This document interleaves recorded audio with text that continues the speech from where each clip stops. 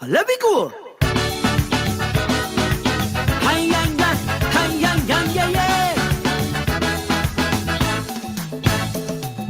Billboard, every single year that you sing, we then know the message and the angle you can bring.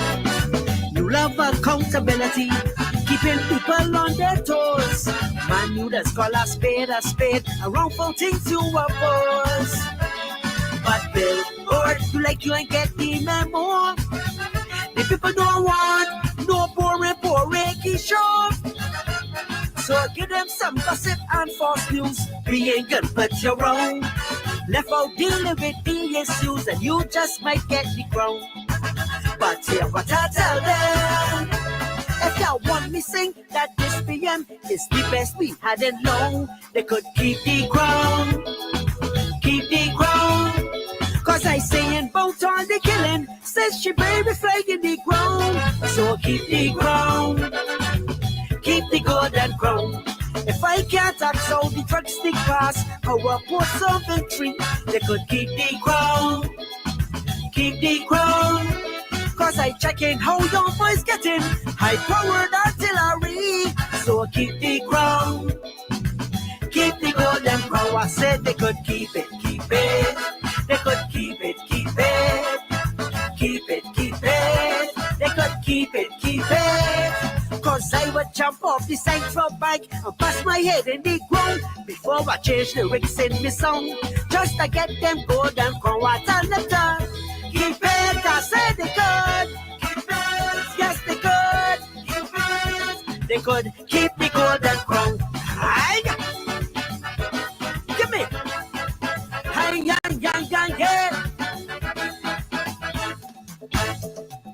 Billboard, man, you always making a fuss. You is a gut Calypsonian, but you too damn serious. You just make me uneasy and so uncomfortable. Always preaching on your soapbox and quoting from your Bible. But Billboard, you keep knocking at the door, but you ain't coming no higher than number 4. Unless you give me something to skin beat it, but comedy in your song. Make the judges jump out their seats and they may give you the crown. But hear what I tell them. I don't tarnish names or make people shame. It's not one of my songs, so they could keep the crown. Keep the crown. I ain't joining in with them people who like to pull Christians down. So keep the crown. Keep the golden crown. If certain topics off limits and I can't say what I want to say, they could keep the crown. Keep the crown. How I could sing about who vexed and angry, but not too happy and care. Keep the crown. Well, keep the golden crown. I say they could keep it, keep it. They could keep it, keep it. I tell them to keep it, keep it. Keep it, keep it. Man, I would swim in a sea of sharks and get right up or drown before I let them censor my song, just to get them golden crown. So they could keep it. I tell them to keep it. It is their soul. Keep it. They could keep the golden crown. Hi, hi, yeah, yeah. Hi, yeah, yeah. Hi, yeah, yeah. Hi, yeah, yeah, yeah. Listen, Billboard. Man, we hope that you ain't no fraud. 100,000 reasons to sing, and you claiming yours is God. So he should hold it against you. Your God should understand. A little white lion compromise to get 100 grand. Good evening, Barbados. We been getting this thing. The powers that be in pushing while you the sing. So take a seat and just push. This is a happy. This is a happy Father's Day. Happy Father's Day greeting. Going out to all of our fathers all across Barbados, all across the region from the Marcia Week show. It's happy Father's Day. Wow. What a beautiful day. You know, we make a lot of fuss about Mother's Day, but we want on the Marcia Week show, we also want to make a lot of fuss about Father's Day. And I stayed up this morning. I did some calls to those of you whose numbers I have. And I, if you're a daddy or not, if I sent you Happy Father's Day and you weren't a father, well, you know what? I'm speaking something in the being, in the being. But we made sure we sent out a WhatsApp message, or you might have gotten a call, or a voice note. Those of you who I didn't catch, I want to use this upfront to say to you, from the Marcia Week Show to the loyal opposition, all the daddies out there, Happy Father's Day. To those of you watching in Dominica, Happy Father's Day. We want to make Father's Day just as big and wonderful as Mother's Day. It should be. It should be. Because as soon as everything's happening in society, we start to blame the men. So we're going to celebrate our men and let them have a happy Father's Day. All right? And the men that are on, I want you to tell on them and let me know if they gave you a happy Father's Day or not. Judy Jigs, good evening. Benjamin Boy, are you a father? Did you have a good Father's Day? Nigel Carrington, Teroni Hall, we want to celebrate our daddies. If you're a daddy, big up your chest and push up your chest. All daddies, push up your chest this evening. Queen D, yes, Queen D say Happy Father's Day to all the dads, granddads, and father figures. What are you talking about? And even if your father passed on, that this can be a sad day for some people as well, okay? So even if your dad passed on, we want to say Happy Father's Day. To still say Happy Father's Day. You're here. Father really means source. You know that? Father, one of the meanings of father is source, right? The originator. And no matter what they do with all this genetic stuff and genes and ideology and identity and all of that stuff, Father is source. You can't take it away. No, we're going to big up our men. All the men stand tall tonight. Stand tall. Esther Blue saying, Happy Father's Day. Hi, Mavis Lashley. Everybody, come on. Rommel King, this is not the night where we're going to say, oh, the old bastard and the old this. Some of you out there, you might not have any relationship with your father. He might not have taken care of you, but you know what? He gave the seed. You're here. You're here. Easy D. Yes, Easy D. Happy Father's Day. Jefferson Sobers, we are celebrating the men on the show. Sanchez, Marcia, Esther, Izzy, good night. Elizabeth Knight, Angel Humble. Fathers, big up yourself. Push up your chest this evening. You're big, you're large. Yes, and those of you who have not been carrying out your duties, we are hoping that you will start to carry out your duties. You will step up to the plate. Some of you, because of the relationship between you and the child mother, as you say, Jamaica, we say baby mother, right? Cammy, then you don't have that relationship. You might have had a divorce, but come on, man, use this as an opportunity to start to reach out to your daughter, reach out to your son again, okay? Forgive and move on. Those children, they need you. And not just for money. They need to know they don't need you just for money. That's the other thing. Mothers, stop pushing the children to only call the fathers when it's money. It's wrong. It's wrong. It's wrong. Take care of the fathers. Yes? Chantel Williams, Ryan Rock, if you're a daddy or father to be or father figure, good night, sir. Joy and Roberts, good night. Anthony Smith, are you a daddy? Yeah. Yes, Joanne says the father. Yeah, I know how that feels. I know how that feels. God the Father, I know how that feels. Yeah. Good night, good night, good night, good night, good night, good night. Michael Jilks, good night and happy Father's Day if you're a dad. Ryan Rock, happy Father's Day. Now, those of you, whatever country you're watching from, I know a lot of people watch from the UK. When we're sleeping, they get up and they're watching. Happy Father's Day to you. By that time, it's gone. But happy Father's Day. Hope you had a good one. And I have to tell you this little joke about After the anthem, I'm going to give you the little joke about our family and Father's Day. All right, but let's go right into the national anthem of Barbados, because we have a lot to touch on tonight and we don't want to waste any time at all. So let's stand for the playing of the national anthem of Barbados.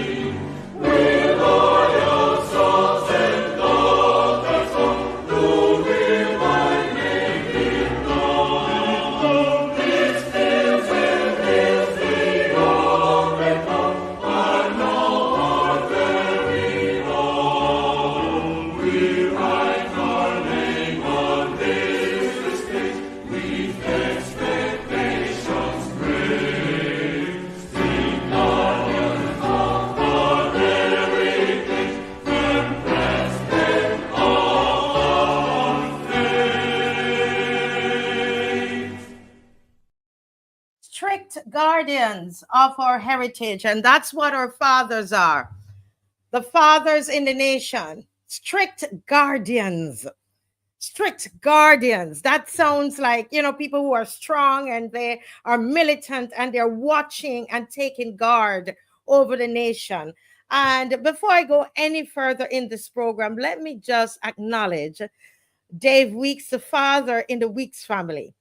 And you might say, oh Lord, there she goes talking about Dave again, and he's rolling his eyes as well, trust me. But I just want to say that I have been blessed. I have been blessed, and I give God thanks. It's not bragging. And please don't take it that way. I'm not being insensitive to others who might say they have not been blessed that way. But I must say to God, thank God for a great husband and a great father of my children, 3 children. I could not have asked for a better father of my children. Wonderful man. And I thank God for him. He is so strong, and he gives the strength. You don't even understand to what I do on the Marcia Week show. I want to pause and acknowledge Dave Weeks. And you know what we did last week, Sunday? You're going to laugh, right? Last week, Sunday, I think it started with me. I got up, I told my son, only one of them home now. And I said, guess what? Tomorrow is Father's Day. So I miscalculated. I've been counting down. I guess I got too excited. And so he took the lead from me. He started to prepare and, whatever. And, I had gotten extra things, because, wanted to put on big cooking and everything like that. So We got up the morning and he got up early. We prepared from night and we started the cooking, preparing the prep. And we spread the table, a big breakfast, because we were going to do a big breakfast, big lunch, and just, just love on Dave last week Sunday, right? And believe it or not, when we started the whole thing, it started, and Dave, will woke him up, come to the table, we prayed for him, sat down, and we had our breakfast and everything. So when that was finished, I said, I want to get a little rest before we start the dinner. So I said, let me send out some messages to, fathers from the show, right? So, the first one I sent out was Mr. GLYNE Murray, because he's the eldest among us. That's our dear Mr. GLYNE Murray. So I said to him, Happy Father's Day, Mr. Murray, ready now to send out to Dr. Ferdinand and everybody else. And he said, thank you, Marcia. But, in his very nice way, he said, wow, you're early. Thank you, 1 week early. Let me tell you, folks, don't laugh at me. I know you all laughing there now. Listen, I said, what? I went now, look up the date. I said, oh my goodness, it's next week, Sunday. So I ran to my son. I said, guess what? We are 1 week early. So you know what we did? We said, we put back in all the dinner stuff, all the lunch things back in the fridge. We said, we're not cooking 2 times.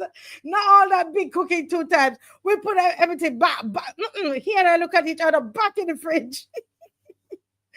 And we had a good laugh in the house about it, a really good laugh. So, so today he had lunch, but, I tell you something, guys, it's good to celebrate each other, to celebrate the fathers and the men in our lives. And as Cool Guy says, father means source, provider, sustainer. Yes. Foundation. Wow. That's what father is. And I want to celebrate the fathers on the show. Those men who come on and they don't, apart from Dave, who is, the father in my household and my husband, I also want to celebrate Dr. Ferdinand Nichols, a host on the show. And Dr. Ferdinand Nichols, wherever you are, sir, you're not just fathering your children and grandchildren, but every time you take the mic and you come on the show, you father. You're fathering the nation. You're sustaining. You're protecting. That's it. That's what the fathers do. And I thank God for the women who are on the show. Rose Corbin, Maxine McCLEAN, and myself, and others who come on from time to time. But you realize that we have way more men who are bringing the knowledge and the teaching to us on the show. I want us to stop and think about that, right? Because sometimes what happens, we always, well, where are the men? Where are the men? They're right there, but we're so accustomed to doing that. Where are the men? Where are the men? That we don't stop to recognize that they are right there in place. They're right there in place. So Dr. Ferdinand Nichols, Mr. GLYNE Murray, he's 81 years old. And come on, he'll be on tonight at 8:30. Will be sharp as a tack and bringing knowledge. When Mr. Murray comes, you have to sit up because it's interesting what he brings at 80. He's past 80, right? Adrian Hines in later times have been coming on. He'll be, and he said to me, he'll be on, with us in the week. Adrian Hines, Nigel Newton, I got a chance to talk with him today. All of these, the Marcia Week Show made sure we sent out hello to them. Apostle Canterbury, we want to say Happy Father's Day and thank you for what you do for the nation. Stephen, what's their last name? Stephen Strickland. Stephen Strickland. Even when I wrote just Stephen because I was rushing. I don't know why his last name, Stephen Strickland. Another. I mean, when I think of Mr. Stephen Strickland, I think a man of integrity, very measured. Stephen Strickland, and we thank you. We thank Caswell Franklin, who is not on here. You don't see him here, but he will send messages and so on. We were up there Saturday, picking up the stuff because things are still stored there for the March. As we still got the key, we just inform him that we're going up. Mr. Franklin, we love and appreciate you. We're thankful. Kimar is not no longer on the show. But I sent out a happy Father's Day. I know he's not, I don't think he's a daddy yet, but I blessed him today as well. Victor Lewis, oh my God, another man of integrity. Shoot straight. I'm telling you, when he tell you as it is. And all of you who call in, we have so many of you who are over 80. You call into the show. We want to thank you all, and we want to acknowledge the men now and acknowledge what they're doing in our midst and in our homes. Acknowledge them and thank them. Yes, you're saying Victor Lewis and Caswell Franklin, all of them. And as I said, these are the ones you see on the screen. It's like Mother's Day. You see myself, you see Maxine McCLEAN, all of you say Happy Mother's Day to her, Rose Corbin, etc. But there are so many great women that are doing great work in their communities. Yes.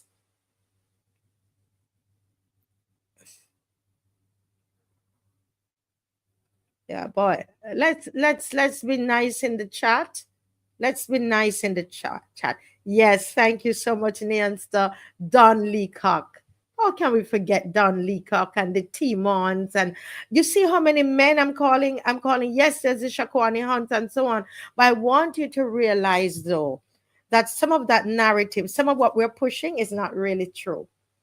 When you really think about it, some of it is not really true. We're calling men. We want the men to stand up. And the men, they have been. But are we recognizing that they are? So I was happy. Yes. I thank you, Rose. I did say Nigel Newton.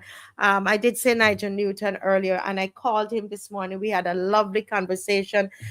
He told me he'll be back on soon. Yes.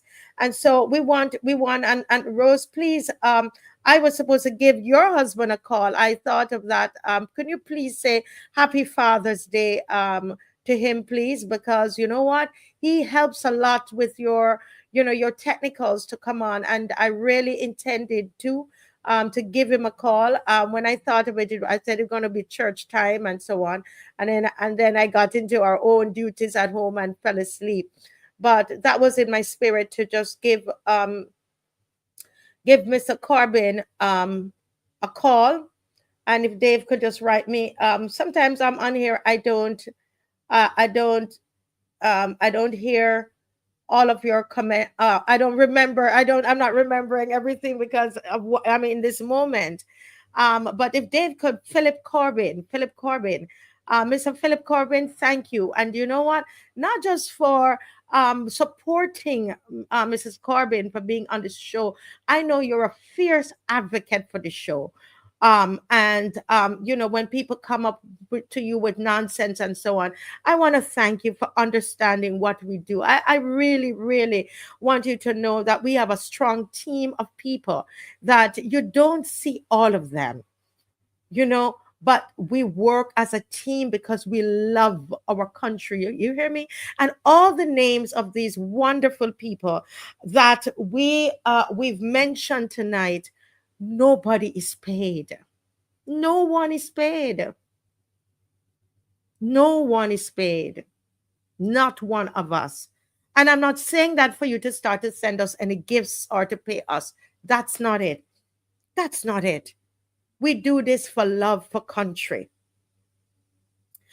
Colin Roach, I want to thank, I'm so glad I saw your name there because I wanted to mention you and the others tonight. I want to move from thanking the fathers to thank Barbadians. Thank you, Barbadians, for coming out to the march. And I am spending time to say thank you and to acknowledge you. I want to acknowledge you. I want to acknowledge those that sent the envelopes. And I hope I don't embarrass Mr. Roach by saying thank you in that regard. Mr. Roach, you know, he and I, we've had our disagreements, and that's why I single him out. You know, we've had our disagreements on how the marches should go and so on. He did tell me that he's not, I'm sorry, that he's not going to come to any more marches, because you know he wanted us to do some radical things to put that I thought would probably put us in jail. And I've said to him, Mr. Roach, there will come a time for that. But you know what I like about Mr. Roach? Mr. Roach, though he's not there, for whatever reason, could be because he said he's not coming anymore. Mr. Roach makes sure that he gives a donation. And it's not the first time, it's not the second time. Sometimes I've seen him, he come and pass and slip something to me, and he's gone again. And you know, I acknowledge what that is. He and I, as I tell you, we don't see eye to eye on everything, and we've had it out. But Mr. Roach, I respect that, and that's how we treat people that we might have a difference with, of opinion with. Okay. And I'm grateful. I'm very grateful for every one of you who came out of, some of you came out of stores. I saw you in your uniform. And walked straight up to me, gave me a hug, and slip an envelope. Those of you who can't come out. And we were able to pay every last cent for the march. And I think we have, and plus we got some some donation for, there is a little fund that we run through the loyal opposition for those, you know, people that are in need. We don't come and advertise it all the time. When it is short, you will hear is when I come and ask you.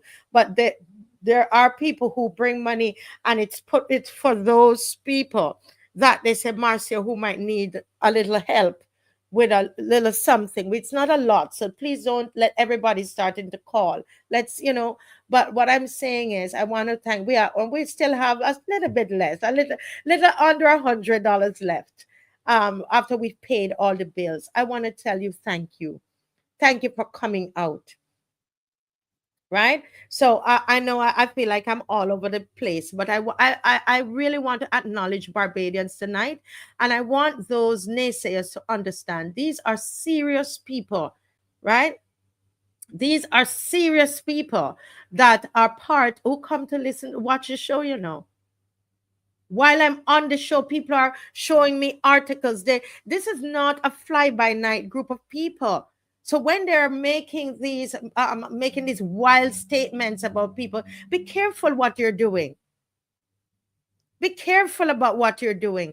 We're not here talking. This is not, you know, we're not fly-by-night. These are serious people who want change. Yes, the people from the diaspora who were there. There were two from the diaspora. Not going to mention their name. Everybody don't like the limelight. But they told me, Marcia, please, when we come, we want to be part of a march, because they watched the show and they came too, and they were able to help. You know, you know what? We're making some changes. You're going to see that coming up. We're going to have a live space, and that person came and said, listen, I want to give towards that live space that you want to have. Right? So we're going to have at least one night a week where I'm actually in a studio. And that person came and they had that little envelope. Another person messaged and said, we're sending an envelope from this organization in New York to help the lady in Dominica with her glasses. This is it. This is why I'm spending a little longer on this segment than I expected to spend, right? But I want to say something to you all. This is why I believe in Barbadians. A lot of you, some of you tell me, you're lucky they're going to let you down. No. I have seen it over and over. Barbadians are one of the most generous set of people that I know. I'm telling you. very kind. Now, at first, they might appear standoffish. That is why some people in the rest of the island say that they are haughty, they're proud. They give you that air. That's the truth. They do give you that air. But let me tell you, when you talk about kind, when you talk about caring, loving one another, I see it all the time. We were able to get the beds to the people off. People are donating beds and sheets and everything. We don't come on and we don't say, because I don't want to burden you. You understand? But there's a lot of humanitarian work that goes on behind the scenes. Children who have lost both mother and father. And now we have funds that we're going to send to that family with the two little girls. Both mom and father died. They're from the Rastafari community and the loyal opposition. I am loyal opposition. Can I just say that I am happy to be part of you? You guys came up with the name. I didn't even come up with that name. Because I hate this branding. It took me a while to start using it. From the people who make the flyer, Lisa who does the flyer, then Lumumba, Batson, Lumumba, take a bow, Bungo Lights, and everybody that makes up the opposition. Let's look at the opposition leader. Look at Mr. Ralph Thorne. Look at the work he's doing for this country and the blows that he's getting. And he goes into parliament looking sharp as a tack, always well together, speech and everything. That man is such an orator. That man could speak, man. And he fathers this country. He stands between the government and us, and he takes a blow. I don't business what you want to say about him. One thing you cannot negate is the work of Mr. Thorne in the parliament. You can't negate that. Come on, give Jack his jacket. Mr. Thorne, you are doing an amazing job. And what you're doing is you are standing between us and the government. We understand that. We see that. You're alerting us like a good father would. Why can't we say that? Let's acknowledge him. Fred Corbin and all of them. And I didn't say it on the show. I didn't say it on the show. And we haven't seen John Knox, but I won't, when he's ready and he's able to, he will speak as to his absence. But Mr. John Knox, look at the information that these people bring to us.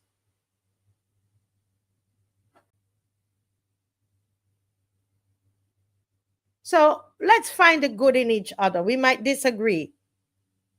I'm glad that this is a place where I know that there are people on here who used to curse us, BLP people. Come on and carry on. And I would say to you, leave them. Don't answer them back until they mellow out and they listen. And they still give their, make their point, and they disagree. I see some of them on here. And you know what? We were able... There one of them that was quarreling. We were able to get us, I think it's a stove and a fridge. So those same people who are pushing, BLP, they were in need, and the same loyal opposition went and took care of them. And now we are the best of friends. Do you see what I mean? That's the Barbadian spirit. You remember we used to have the thing called the Bajan spirit? That's the good Bajan spirit, man. It's not about, I tell you, it's not about party, And, truthfully, I'm going to say something that might get some of the independent parties or third parties and even the DLP upset. But truthfully, if we're serious about it, we shouldn't really care who it is that is in government. What is important is how the country is run. Don't you agree? And one of the ways that we ensure that the country is run properly is by having a strong opposition. So nothing is wrong with like a 16-14, regardless of who is in power. You understand what I'm saying? You hear my heart, people? It doesn't matter, to me, it's my opinion. I know some of you would see it differently. Remember, I didn't grow up in a household that was all B or all D or all this. I don't have that hang up. I don't have a problem. Listen, if we have a strong opposition, do you know that the dissenting voices on here have helped us to become better? Do you know that the criticisms that we have received on the Marcia Week show have helped us to become better? Even in the criticism about Miss Piggy, I was able to qualify why I chose that name, that it wasn't anything to do with the Prime Minister's features. You know that people actually thought that I was criticizing the Prime Minister's physical features. As a woman, I would never do that. Never. I was talking about her behavior and how she threw, the name really came about after she threw Miss Senator Crystal Haynes out of the Senate. And I said, I'm not going to take it back, because I'm not talking about, I would never call, and that I was calling her a pig. No, man. So even with that criticism, I receive it. And I received the criticism, and it made me, qualify, which I put something out on in a funny way, of course. I'm a creative person, on my Facebook page about why it is that I called her Miss Piggy. And all of that criticism is important, and I was able to qualify to people, or to clarify to people, what I was doing with the flashlight when I talked about rodents that are in different places, that I was using a metaphor. I wasn't calling somebody what I said, I called the person a cockroach, and no, I'm not going to do that. I'm not going to do that. Yeah. So so all the criticisms, it helps me to be strengthened as well in what yes in what it is that we are about. I know I'm going on a little long tonight, but I just flow by how the Holy Spirit is moving me. And I want to acknowledge my Barbadian people. I felt so good to see you on Saturday, and to get a little hug from everybody, and me giving you a little hug, and we connecting, because you see, it is that connection that is going to save this country. It is the connecting, you and I connecting, or you and your neighbors connecting, the community, your parishes, that's going to save this country. Because I'm going to share with you something about Jamaica and the crime reduction in Jamaica that is happening. And I want to show you that there is we can no longer depend on the government. It is you and I that's going to do it. It's you and I. And because of that, we, over the holidays, I see David sending me a message here. We want to acknowledge Victor Young, and yes, Senator Gill, who because he's only able to call in sometimes, but we are going to be having him on the show quite hopefully. He doesn't know it yet. Lumumba calls me drill sergeant, because somehow they come around me and I get them involved in all kinds of things. So Senator Gill, you just don't know what's going to hit you yet. All right. But we're going to make it happen, Senator Gill. There's too much information you have out there to not be on this show. Yeah. Yeah. So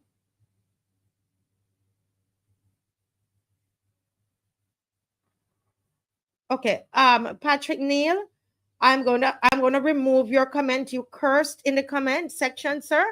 And I am going to move your comment. And if you continue, I'm going to remove you. I'm going to remove you entirely. We don't curse on this chat. We don't curse on this chat. You will be removed. The the administration will remove you, Patrick Neal. Do not curse on here. Okay, we are honoring fathers. I don't know if you're a father, but that's not a good behavior at all. Okay, let's not go there. I will get the admin to move you, sir. Sir, please rise to the occasion. Rise to the place of respect, please. Okay, the chat, leave him alone. Let's stay in the right spirit, guys. Leave him alone, because I know if he does anything else that's contrary, admin will remove you. Okay, so let's continue what we are saying here, guys. This morning, you know, I got up and had my prayers, and I was meditating on St. Philip. Do you remember there was a time when we didn't have a lot of crime in St. Philip? Yeah, there was a time we did not have a lot of crime. The crime, there was a time when this man that they call Lord somebody at the end had moved into St. Philip from St. Lucie, and we were started to have a lot of crime. And I remember we went on there was a lot of praying going on in St. Philip, prayer walking in St. Philip, and just a lot of things started to happen for St. Philip, and it had died down. I live in St. Philip, and I'm telling you that it died down. All of a sudden, this thing is rearing up its ugly head again. And so as I was praying this morning, it came to my mind, you know, that, boy, we probably need to do, you know, put out another initiative, and this time focusing on St. Philip. I thought about it. And I thought about, literally, I'm being honest, telling you what happened. I thought about a motorcade that ends at 6 Roads, right? And a focus on St. Philip, because that's where the Ghanaian nurse was stabbed in her neck and slashed near her throat, almost like they were trying to I hate to be gross, but one of the nurse said, you know, I spoke with I spoke with people close to the situation, and I was told that it was, the knife was turned. It was just a barbaric act. And then, you know, the shooting where the son had to jump across the father to protect the father, and he's now dead. You know, the other shootings that's happening there, you know, and all kinds of things in St. Philip, like they're trying to start up again. And as an example to all the other parishes, because, you know, we lead by example. Listen, don't let me bragging on St. Philip. You know, this is a Jamaican born living in St. Philip, so I bring all of those ways into St. Philip, where I now believe St. Philip is the best parish in the world. Okay, just kidding, but you know, bear with me, please. Bear with me. You know, we have all the talent down here. You know how it goes. You know, Red Plastic Bag just produced a song. Where does he live? Come on now, little Rick. You know, don't let me go through it. But anyway, I love to brag on St. Philip.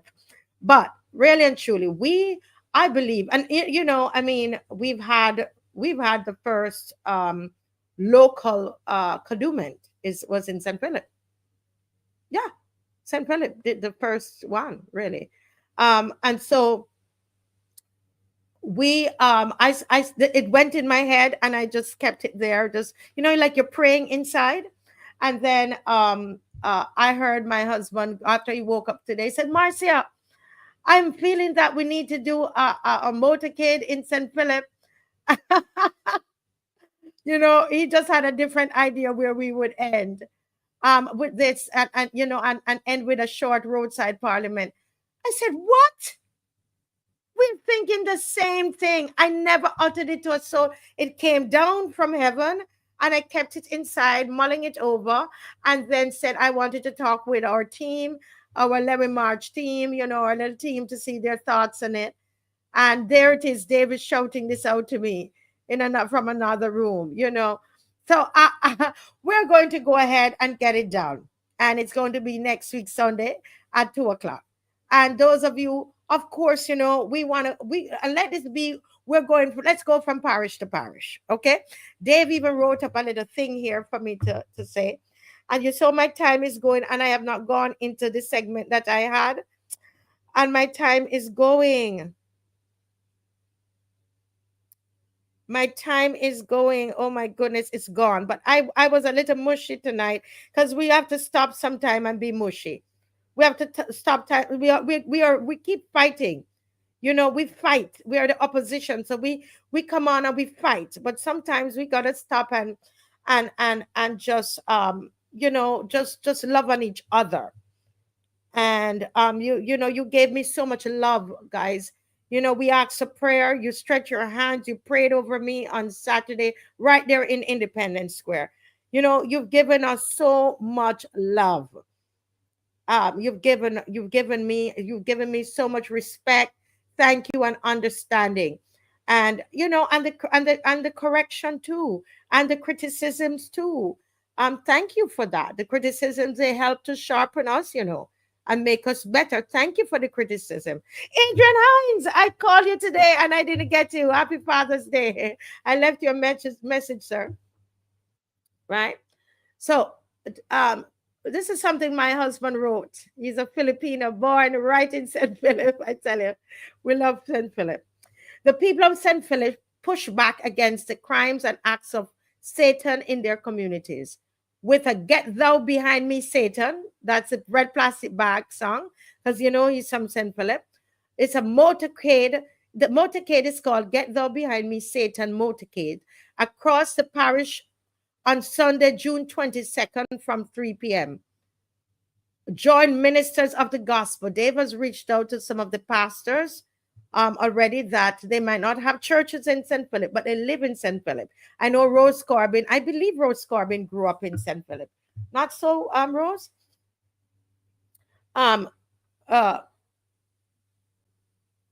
Ministers of the Gospels, community leaders, the population of St. Philip, as we say no to the works of Satan gone wild.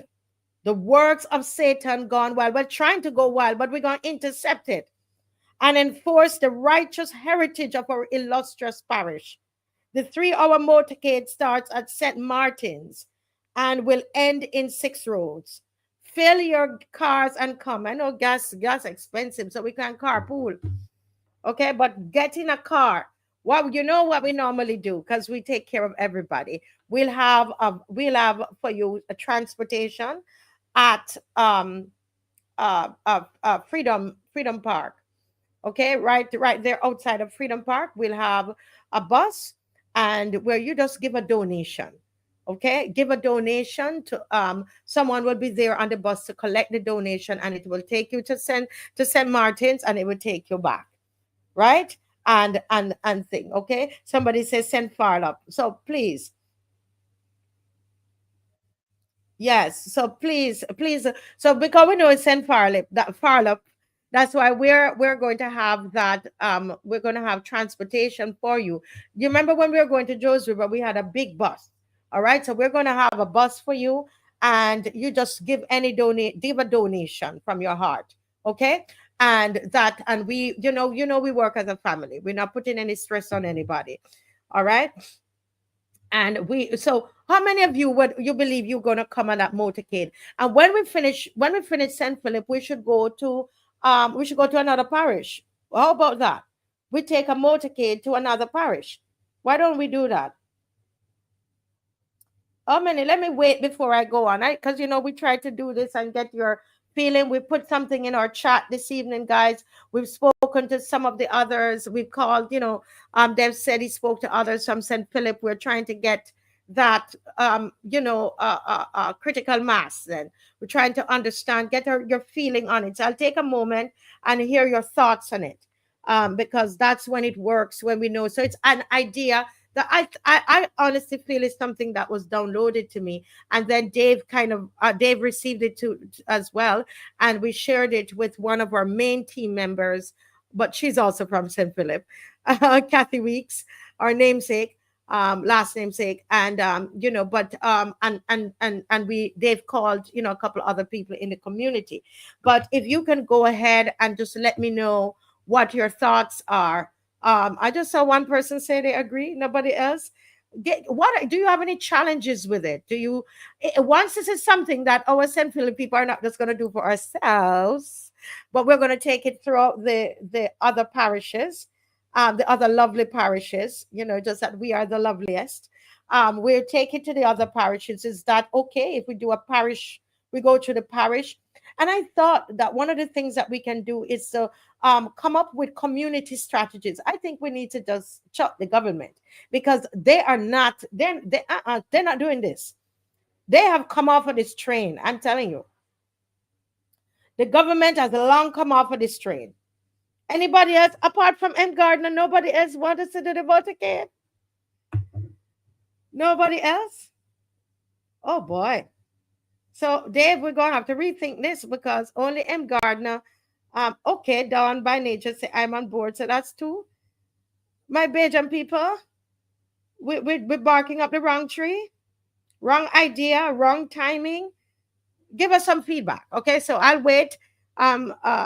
Okay, three. I'll wait to hear your thoughts. And if you're thinking something, I said, but you have a little concern, write the concern. Write the concern. I know Judy just Judy. When I said that, I knew you were going to say something. She's going to tell me, said James. I said Michael is the most lovely. That James is lovely. Okay, folks, let me know your thoughts because we might not be seeing something. And is it that we need to go back and just do everything in St. Michael because we've been focusing a lot in St. Michael. Remember, we went up to St. James and we've been to St. Joseph on different occasions, but we've and St. John. We've not done anything in St. Philip, and there are lots of other parishes that we have not yet touched. So, right, let me know. And by the way, this is not. Can we just acknowledge that this is not a political rally that we're doing? All right, so we can. That's kind of old now. I think. I want us to understand that so that when they come and they listen, let them know we don't. Everything is not is not partisan politics. The issue of crime, I've learned on the show, thank you for those of you who have taught me, is a political issue because you do need the government to to do what they have to do, and I've learned that on the show. So now I change what I say. I don't just say crime is not should not be a political issue. It shouldn't be partisan politics. But it is once it's anything to govern our lives, it's political because you need those that have political will and political power to do what needs to be done. You understand? So I've learned that thanks to all of those who have taught me that. Yeah. Come to the 5 million place as well. What is the 5 million place? You mean Christchurch? Yes, we want to go to Christchurch. Yes. Okay. On a serious note, as I said, Dave, we will announce this tonight, but we really need to get feedback. You could ask him. I said we don't want to get up and be doing things unilaterally. Just get up and we just gone off on this idea on ourselves by ourselves. And that's how we kind of do things, organically. We listen to you. So I'm asking you if there is something that we might not be seeing, or not, and you said probably bad timing, message me if you don't want to put it in the chat. Yeah. So yes, put it in the chat. And remember, those of you, if you don't drive, we will have put a bus in there for you, and you just pay a donation on the bus. For the bus, as usual, we'll have a water for you, etc. And we are going to end up in 6 roads. St. Martin's is 6 roads. We're going to start 2:00 because the other thing, I know some of you are concerned about getting home late. We are very much aware of that. If we're going to do this motorcade, we're going to leave, start at 2. So it's a thing where you're going to have an early lunch or walk with the lunch, okay? and we start at 2. Yes, I know 2. We normally would start at 3, but we must be mindful of our elderly, and also the fact that some people are going to have challenges. They don't want to be out late, so we don't want dark to catch us outside. You understand? Though we are praying, we're not stupid. We're not stupid. We're taking care of each other. So I think that we should start at 2 o'clock and come early, so that we can move off early. You see what I mean? So the bus itself, that bus is going to get there for 1:15. That bus is going to be at either 1 or 1:15. That bus is going to be there. More than likely, I have to check with the others, but it could be 1 o'clock, because you're coming to send Firelip.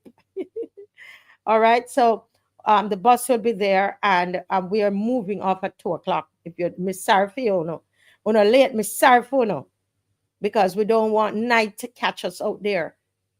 You understand what I'm saying? If we're going. Well,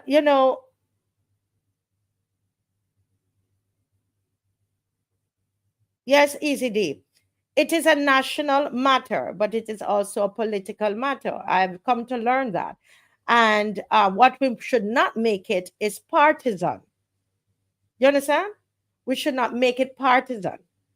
Okay, but we must, government must be held accountable for a lot, because they are the ones who are leading, right? They're the ones who are leading. There's no getting away from that. All right. Now, Tanisha says, when we're saying, when you tell Barbadians to get up and speak out, they're afraid. Can I tell you that is getting better? Tanisha, I don't know if you were here, my sister, at the start of the show. I was naming the number of men that are on the show, risking and women. I know that there are people who come on the show and they have risked job opportunities. They're no longer getting it. Blanked. You understand? Blanked. When we come on the show, there's a lot of risk that is involved. Yes. And they do. So I have to applaud all the Barbadians. So sometimes we say things and we don't see that it's changing. I think it's changing. We did an open mic at the end of the March. We did an open mic at the end of the March, and you should see how many Barbadians came and they took the mic and spoke. There was a time when we did open mic and nobody would come up.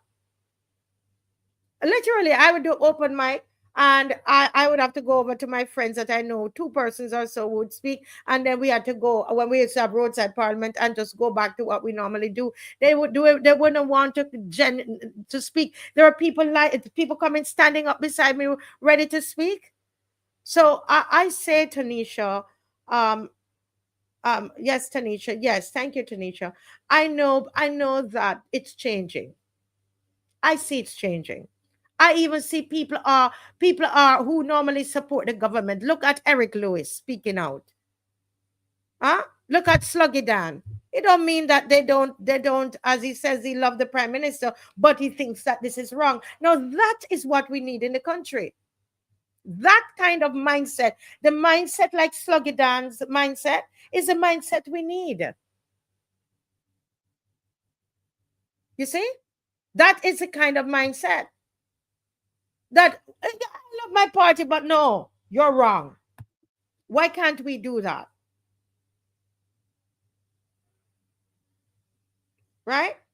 And we want to be thankful for the BLP supporters who watch the show and agree and message me. Oh yes, and agree with a lot of what we're saying. And I'm not trying to get them to not be BLP. What I'm getting people to do in Barbados, be objective and be a strong opposition. Obviously, the objectives of the DLP will be different, and so will be those from all of the other parties. Okay, but the true objective of the Marcia Week show, what are we here to do? We're here to educate, we're here to motivate, we're here to mobilize, we're here to agitate. That's what we're here to do.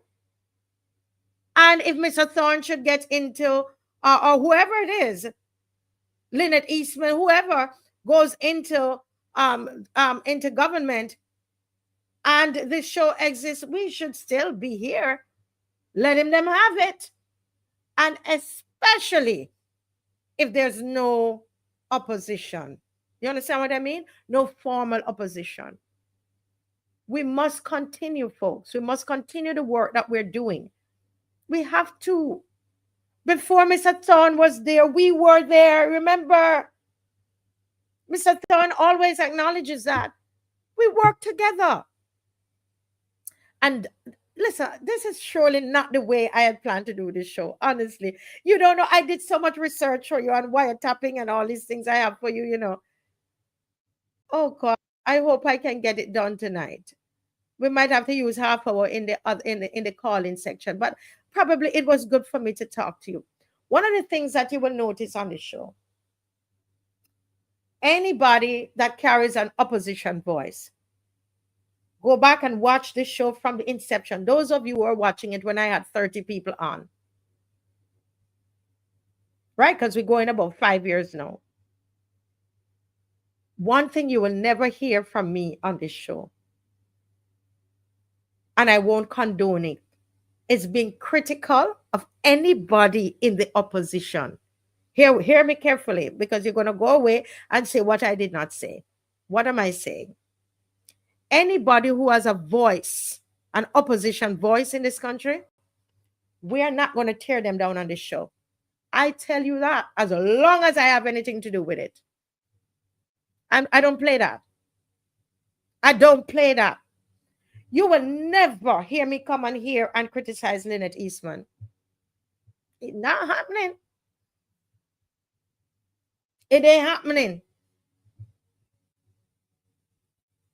I won't come on here and criticize Fred Corbin. He and I have our thing, and I send him messages. All of these people. All these people. We've had it out one way or the other through this cell phone, WhatsApp. That's what I want to teach a lot of us here. All of this thing and everything, airing out your business and all that. Cut it out. Cut it out. We must be one strong opposition. You understand? If something is on my mind and I don't happy with something with Mr. Thorne, I have the free will and the opportunity, and I have done that, to message Mr. Thorne. I'm not coming on here.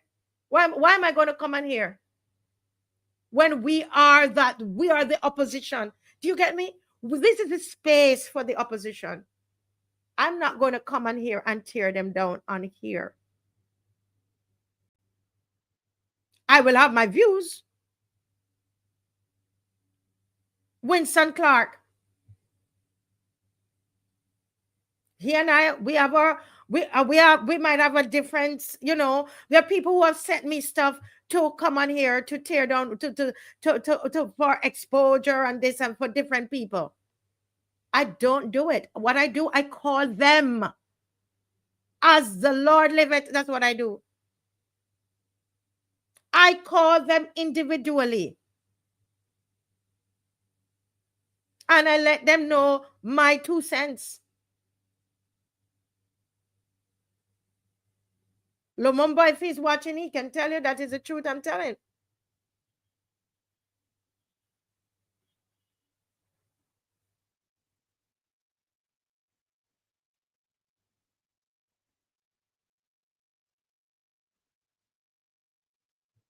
So I am saying to us, folks, don't try.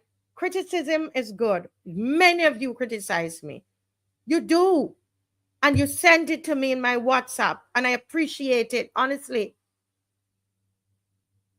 You have a lady, but let me tell you, every spelling error, everything.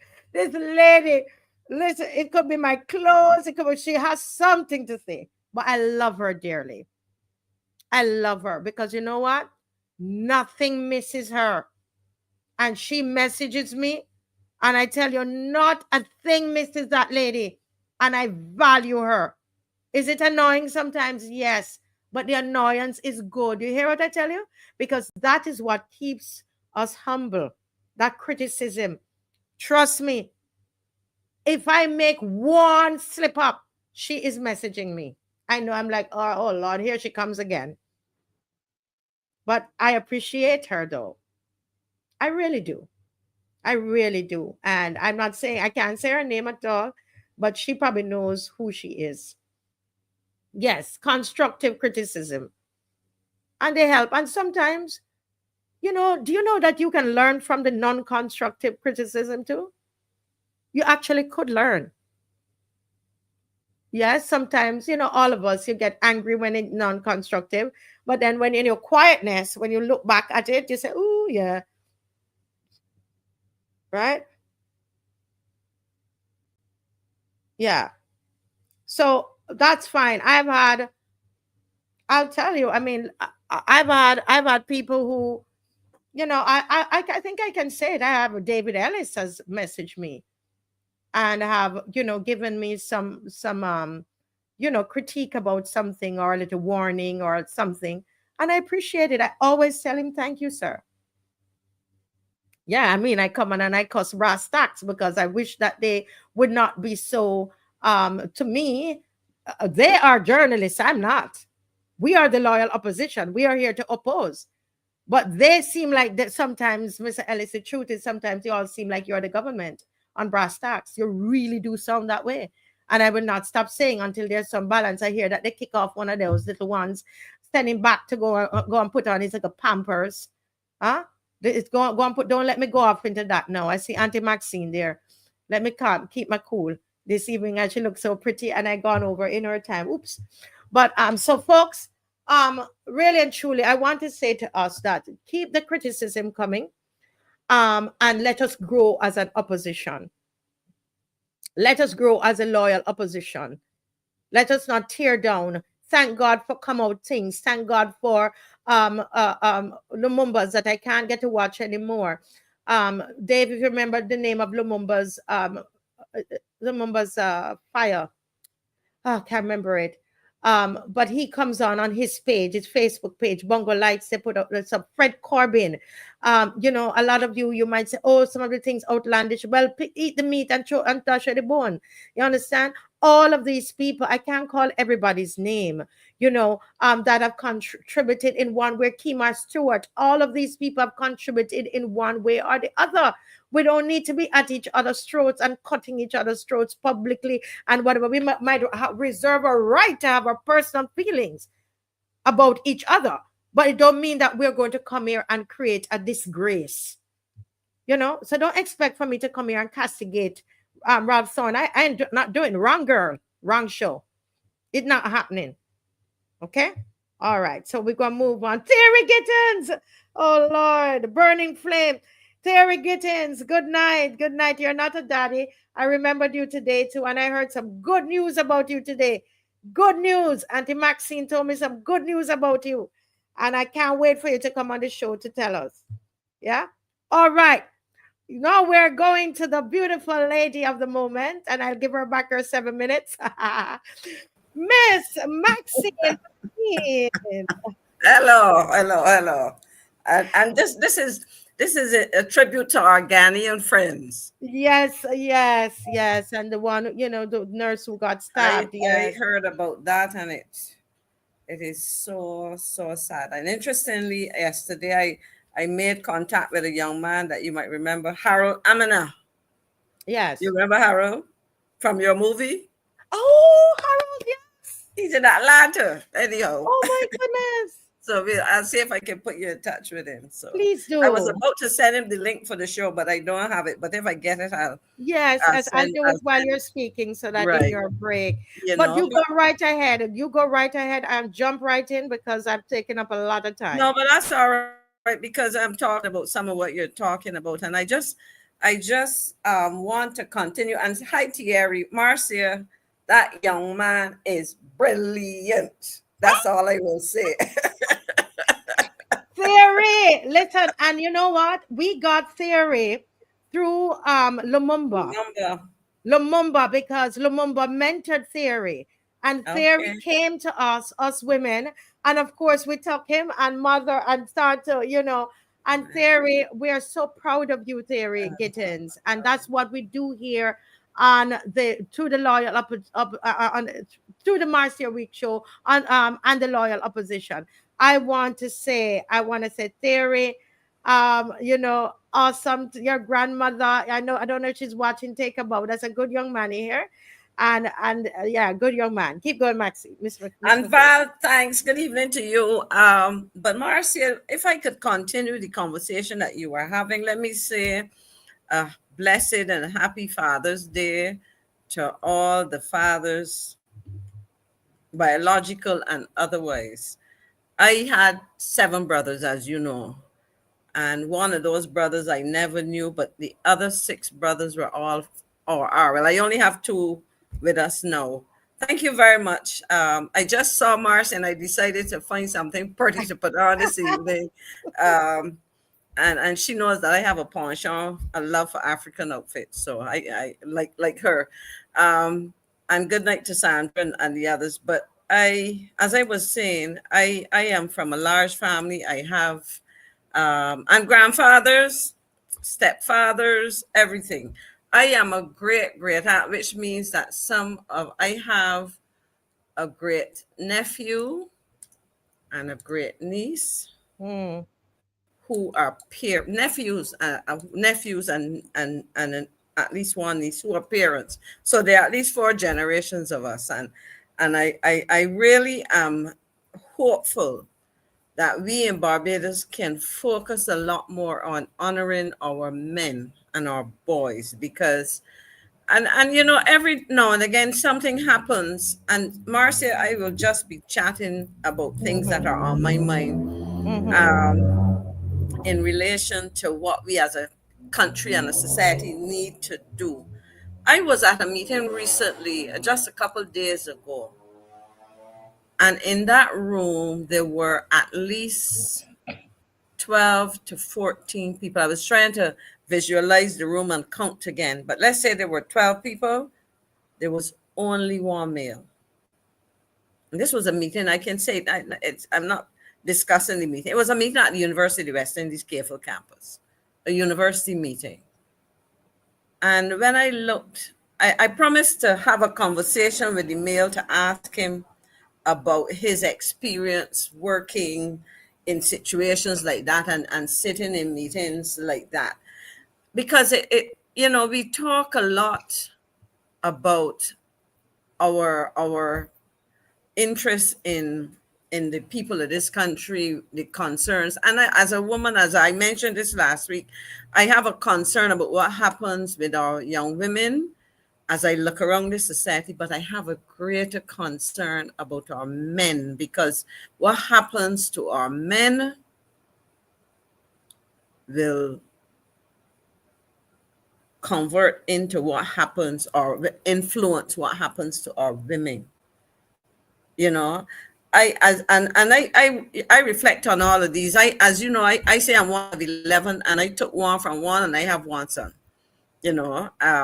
I have one son, but I can say, Marcia, I am a single, and I've said it before, I'm a single woman, but I have never been a single parent. My son is going to be 30. He's probably, if he heard me, would like, Mom, what are you talking about me for? My son will be 34 years this year. But he can tell, and he said it to me some years ago, and it made me proud. He was complimentary of both his parents and our role in bringing him up. On Mother's Day, and I think I read his comment to you on Mother's Day when he commented as well. Yes. And he didn't only talk to me as a mother, but he complimented his dad, somebody who is still a friend of mine for all of these years, because I think as mature people, we recognize that once you decide you want to be a parent, and in some other people's cases, people become parents by accident, but once you have a child or children, man, and in this, we're talking about men now. It is important because we talked about women previously. In fact, as we talk about men, we have to talk about women. It is important that you recognize that you will influence what that child becomes, whether it's a boy or a girl. And last week I used the expression hurt people hurt people. Yes. And you know, today, even today, one of the earliest things I heard today was another murder. And two things happened today, and I think they kind of drained me when I heard that. I was coming home from church. This was not a murder, but there was, as I was driving, while I was driving past where I turned to come home because I was going to my sister's house, there was a woman lying on the pavement, only to discover that it was not a vehicular accident that caused her to be there, but apparently she collapsed and died, you know? Oh my. And we see a lot of these things happening now. I don't know what her circumstance. We will probably hear something. I don't know if it, because it's in my neighborhood, I don't know if it's somebody I've seen on the road. I don't know if it was a young woman or older woman. I don't know. I just heard the news when I came home because I remember telling my sister as I got to her house about it, and the ambulance passed me on the way to the scene and so on. But I am just concerned that we in Barbados need to take fresh guard. And I'm saying this within the context of Father's Day, and determine what for us should constitute real humanity. What should constitute being a good human being, being a citizen that is productive, being a citizen that is responsible. And in the context of that, I say, and I listened to you earlier, honoring our fathers, but I also want to invite those absent fathers to come forward. And I say it to the children, and I say it to the mothers and the in-laws and the sisters and aunts, and embrace those men who perhaps for whatever reason or reasons failed or are failing to function as fathers. So while we acknowledge the contributions and the hard works, we also need to acknowledge and work to address the failings of men. I have a good friend, a former colleague of mine in Trinidad. She was one of my university colleagues, head of the Department of Management Studies at St. Augustine when I was at Cave Hill. And she often talked about the plight of the old Caribbean man.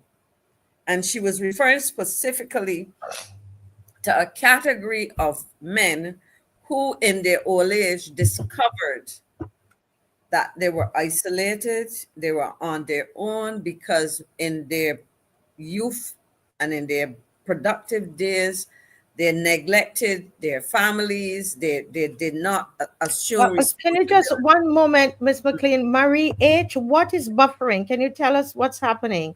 The entire show, or is it Ms. McCLEAN? Can somebody let us know what's happening with the feed? Is that her, or is it general? That's what general, yes, and that's the other thing. Anybody else experiencing buffering? Is it buffering on Miss McCLEAN, or is it buffering? Is it just you, or is it the entire show for the whole night? Thank you so much. Yes, continue, Miss McCLEAN. Yeah, and so what I'm really saying is that, and I recognize that if we talk, because I'm trying to link it with some of what you heard in terms of the need to address the situation of our males, and by extension our females. I notice Marcia has disappeared. I don't know if that's part of the problem that the viewer mentioned, but in all that we are doing, we need to understand, as I said, how some males and have failed to live up to their roles. But in doing that, we also have to ask ourselves, what has been the contribution of females to the situation that some men face? Because at the end of the day, if we fail to get involved in the lives of our children, particularly our young males, we often perhaps end up creating some major difficulties. So the intention, hopefully, okay, as Dalton Spencer is saying, and I agree, parenting is the key to good nation building. Today, we have many fathers and mothers who are much less parents, and mothers and fathers are much less parents. So in other words, mothers and fathers are biological, they create children, but they do not, having created those children and brought them into the world, parent them. And that takes us into the realm of preparation. And I've heard reference, I think maybe even this evening, to the good work that Paradox is doing, for example, in helping parents to develop their capacities to parent. Now, I would like to know, I don't have any statistics, but if somebody can share with us, what percentage of the participants in the various training programs of Paradox are men versus the percentage that are women? And perhaps to what extent do we see a situation where both parents participate together, because that is also another useful kind of requirement.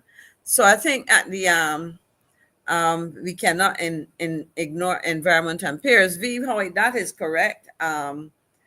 But the question then is, given the impact that the environment has, how do we understand that? What aspects of the environment are influential? And how do we attempt to address the issue of environmental concerns? So I think at the end of the day, part of what we have to do is to ask ourselves, how do we improve the situation of our fathers? Because we've been talking primarily about the situation in relation to Father's Day and supporting our fathers. Okay, you're back with us, Marcia.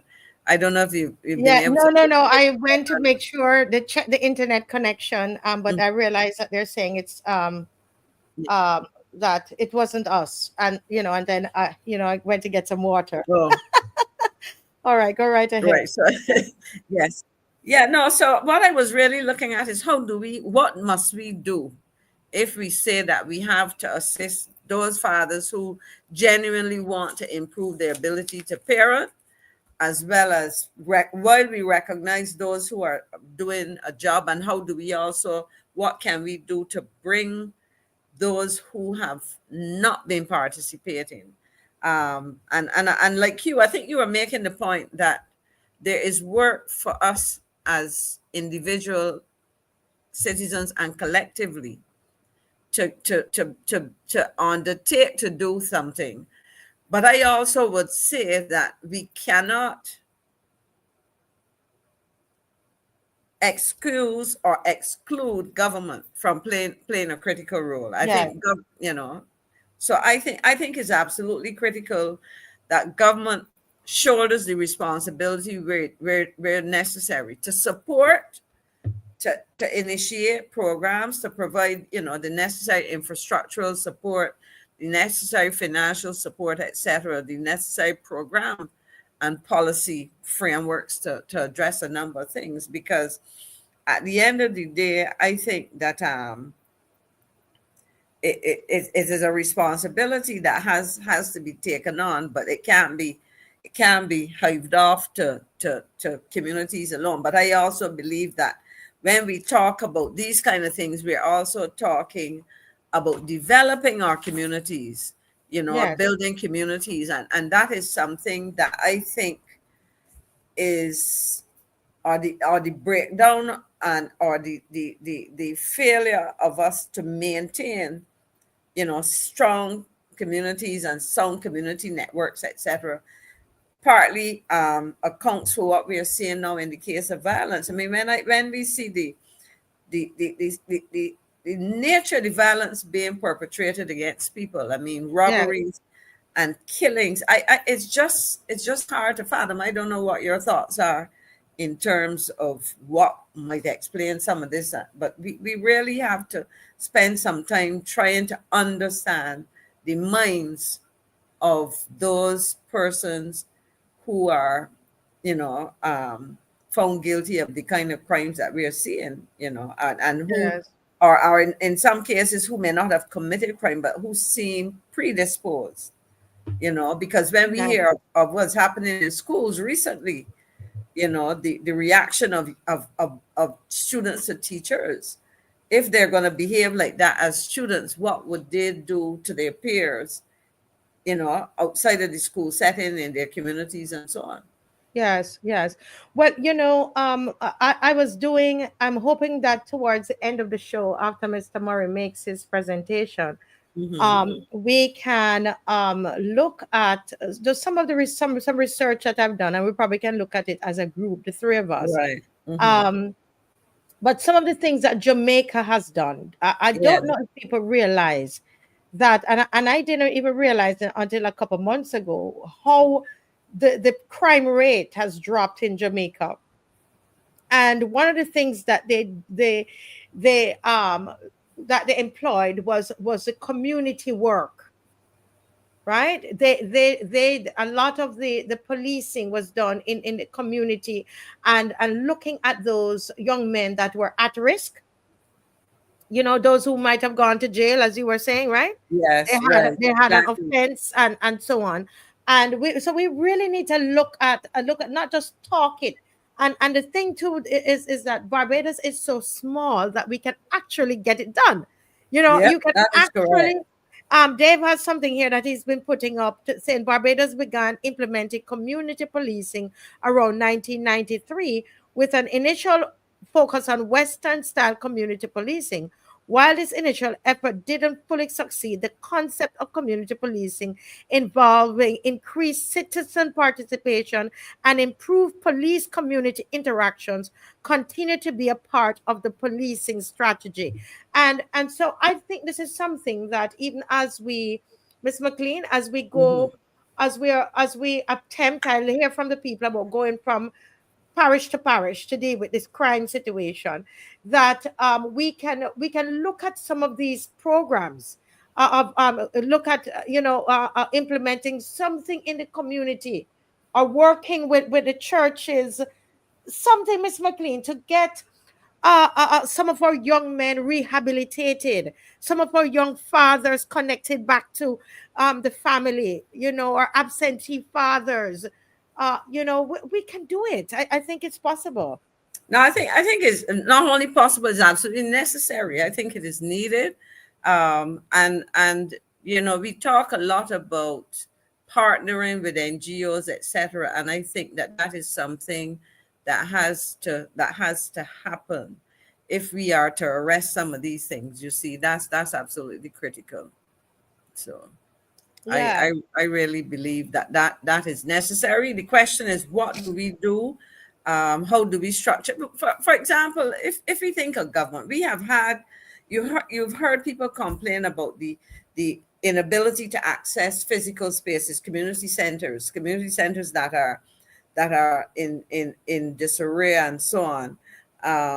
And problems like that. Marcia, I have a thing here with this window is distracting me. So if you see me at some point close my camera, this is at me, not Yes. on your end. Okay. Okay. Um, and so when We Glenn can comes do on, it when Mr. when Glenn Murray comes comes on, on. Yeah, right? we can get that And done. and Yeah. so but I think that we, and you see, because the window's open, you're also going to hear the Yes. noise of the Yes. The vehicles noise. outside. I know how it goes. And Yeah.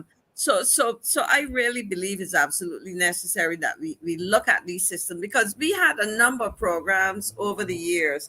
The nature of them will have to evolve, the means for delivering them, etc. But at the end of the day, I think part of the problem is that we have there's a clear absence of opportunities for young people to utilize their energies in positive kinds of ways.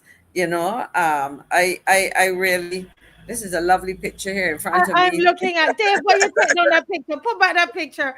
Where You they're know, just loving all that black skin and the beautiful white yes, teeth and yeah, how healthy these children look. And look at the father, all that chocolate. yes, Look yes, at them. Look at them. yes, The milk children chocolate, dark chocolate. and the beautiful teeth. Yes, Can we yes, just yes. look at this? Can we just look at this, guys? Can we just You know, look at this? this is something I think, you know, sometimes when you start to analyze, and I say it again, and I ask the question, what information are the authorities collecting from young people who find themselves in trouble with the law, who find themselves creating problems in the school system? How are we collating information on their respective situations? And more importantly, what are we doing to address the problems? You know, because you have met and addressed and assisted so many young people, including quite a few young men, a few boys, that Yes. if people would take their time to understand rather than dismiss, Hmm. you know, or ignore, but because often that sometimes is a cry, that is often a cry A cry. for help. Miss McLean, as you're saying that, and it's your segment, but you seem to be inviting me to make a No, but figure. that's it, because it's a Um, conversation, I think. You I'll just say this: that this weekend I had an interesting experience, and it's at my school. And we finished the march, and I was so tired. I said, Dave, I don't even really want to go up there because once you see the children, they pull on a different part of you. And I'm know. so tired. I said, I don't want to go up to the school today. But we had to go up there. So if they're listening, they're gonna know I didn't want to come up. But To be I went honest. up. Yeah, I'm being honest. So I was tired. So I went up, and Mhm. as soon as I got to the door, I saw how the children were. They didn't seem excited, that energy. I said, something is wrong. And as I went inside and I gave them, those I tried to give them a hug and so on. And without telling out all of our business at our school, Mhm. I met with the staff at the end of rehearsal and classes at 3 o'clock.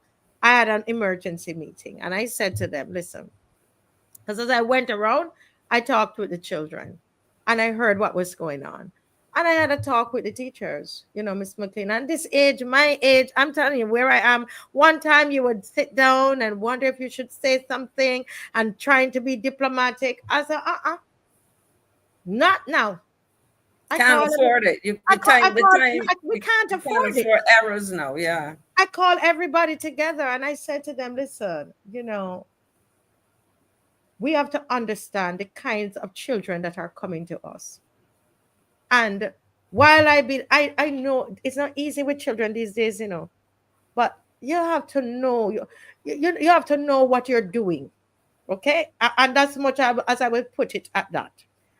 Because I don't want to, Get into our staff details. is Yeah. small. So I don't want to, I'm Mhm. just saying that to back up what you're saying, that we believe we can paint the way we deal with young people. One set of young people, you're going to do that with everybody.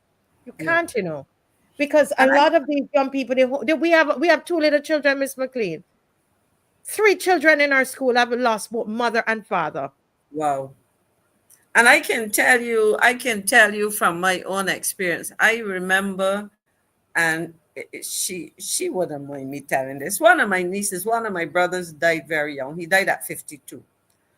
And his daughter, he has two daughters. The younger one started to give some trouble, and her mother called me out of frustration.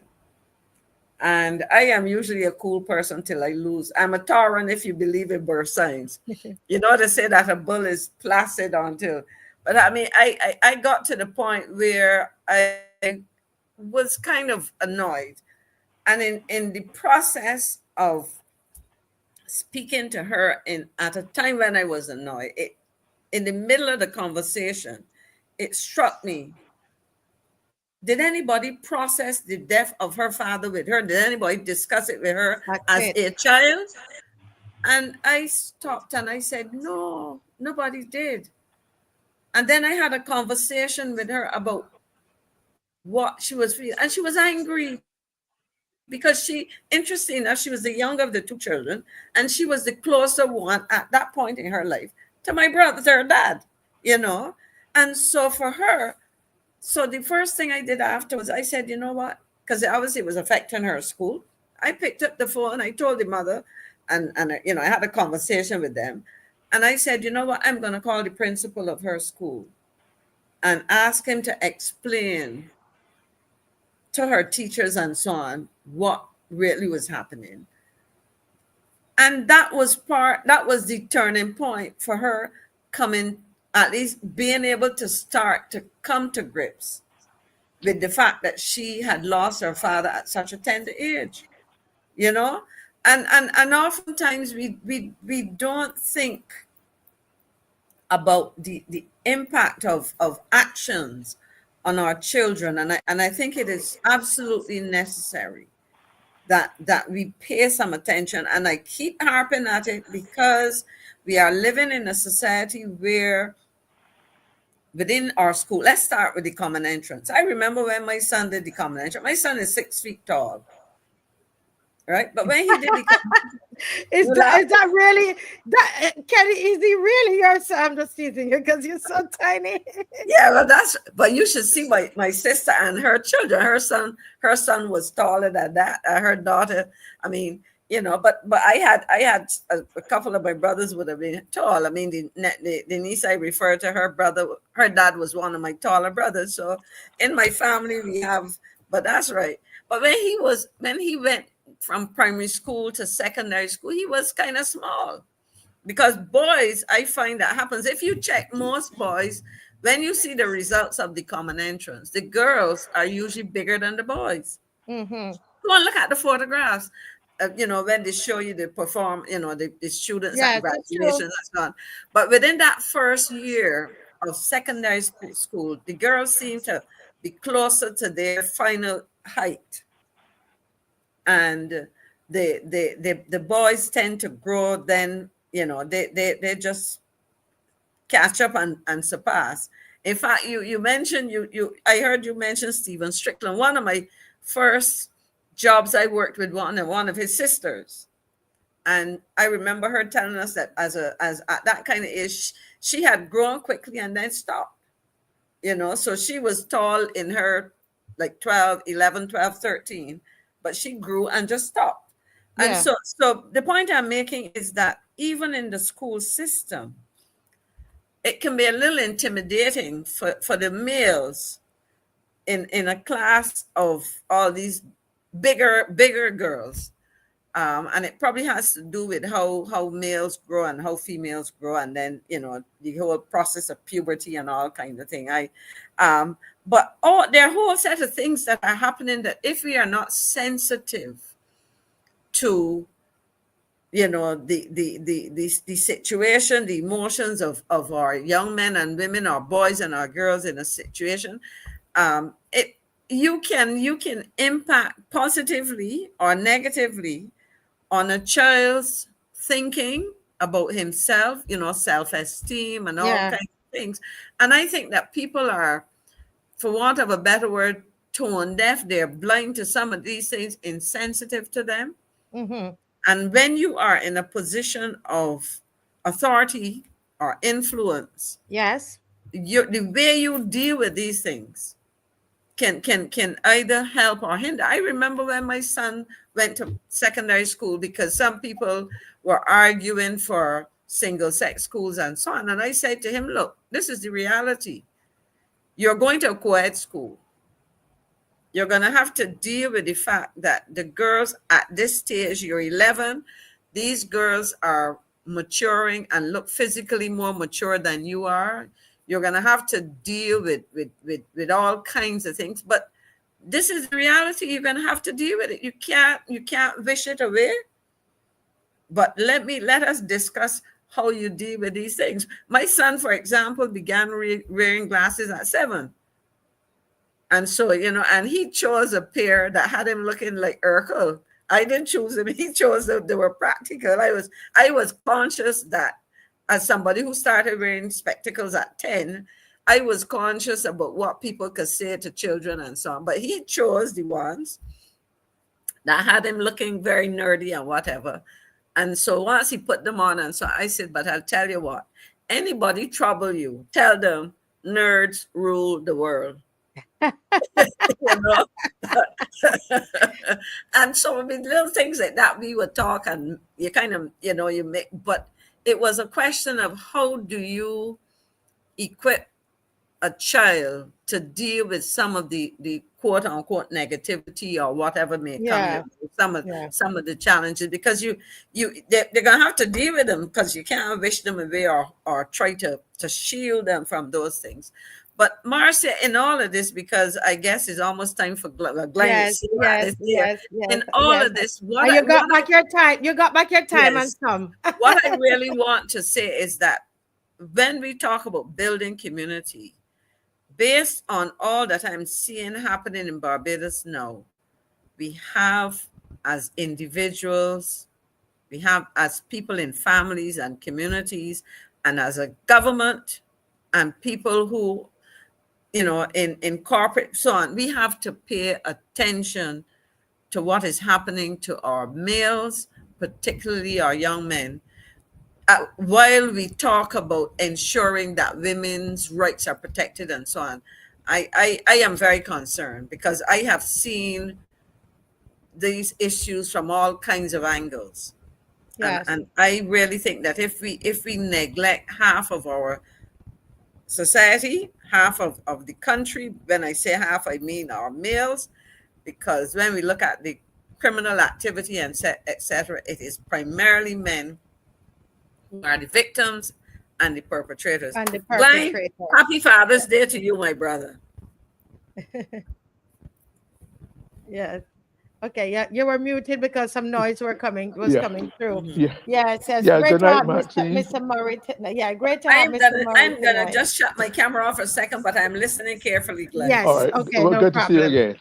Yes. Well, it's good to have Mr. Murray. And I before he starts his segment, I just want to read this comment on the screen. Sup bread, is that what the name is? Very lovely.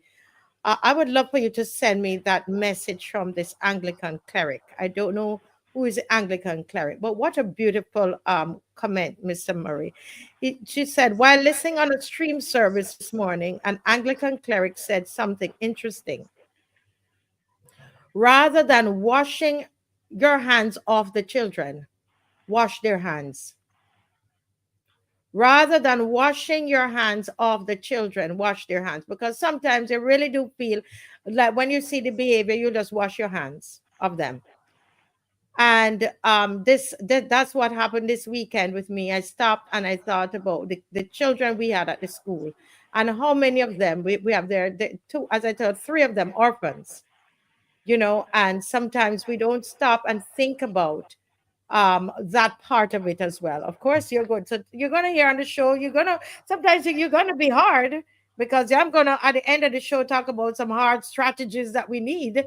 But at the same time, I think some of our, we can come in our communities and we can work alongside the police and wash these children's hands. Do it early before it gets too late. Okay, over to Mr. Murray. Mr. Murray, good evening, an official good evening, and a happy Father's Day to you, sir. Thank you very much. Same to you. I had a terrific Father's Day, and I have no complaints whatsoever. From early in the morning till late at night, I had a great day. Wonderful, wonderful, wonderful. And you're looking quite handsome there in your nice shirt. Oh, thank you. My wardrobe manager did her job today. Wardrobe manager, and I tell you, and listen, she's a stylish woman, you know. I met her and I said, this woman is full of style. That's my girl. Yeah, she does a great job. Thank you very much. She looks after me. Yes, the whole family looks after me. Well, not only on Father's Day, but every day, every week almost, you know. Oh my God. Yeah, so I'm happy. I'm happy with it. Oh, that is lovely. That is lovely. Yes, go right Yeah. ahead, sir. My topic for tonight, as you will recall, was the Yes. title is PM spoke twice, a review. PM, meaning Prime Minister Motley, spoke twice, a review. Yes. Uh, and these two speeches were made at the official opening of the new urgent care center for Bayview Hospital, and the other one did with the press briefing that was on Tuesday, I think, and then the press briefing on Thursday, or what, right? On press briefing on Thursday. And I decided I would do this because, and I'm going to look at it both at the from content of both speeches as well as content and style, right? Mm-hmm. And as regards the one urgent care center on June 11th, that was Wednesday, yeah, that was Wednesday. Um, During her speech, the Prime Minister described the impressive project as, I quote, part of a wider public-private health strategy with the two sectors reflecting the need for strategic collaboration between them. I read it again. She described the new center as being part of a wider public-private health strategy with the two sectors reflecting the need for strategic collaboration between them. All right, sounds good. Very, very good. Very choice of language. But I said, what does this mean? Because from the time they had the original groundbreaking ceremony for the center, I'd always been intrigued by the fact that here was a new building going up in a location, and in the same geographical location, same topographical setup as the geriatric hospital, which they were saying was in danger of being consumed by any tsunami. That's tsunami dangers. That was one of the points presented by one of the speakers when they were trying to justify the abandonment of the right. They said it was a tsunami path. It's close to the sea. Excuse But me, I just want to don't want to disrupt you too much, but you're talking about the geriatric hospital is right, close to where Bayview is, right? right across the road. There's a road Right, separates them. right. I'm just trying to get my geography Right, right. Go right, ahead, please. okay. But in addition, it's the same landscape too as the QEH hospital. So if the GRH hospital or government quarters are in danger of being consumed by tsunami, so it should apply to Jerry Hospital, to Bayview Hospital, to that whole stretch. So I was very intrigued to see how this whole thing would emerge. I said I could appreciate how urgent care could be in such a place and the other persons are not. So I was only when I heard the Prime Minister, I was trying to figure out the context in which therefore Town Plan Development Commission would have been granted to this project to try to see what would make sense. And in her speech, the Prime Minister said,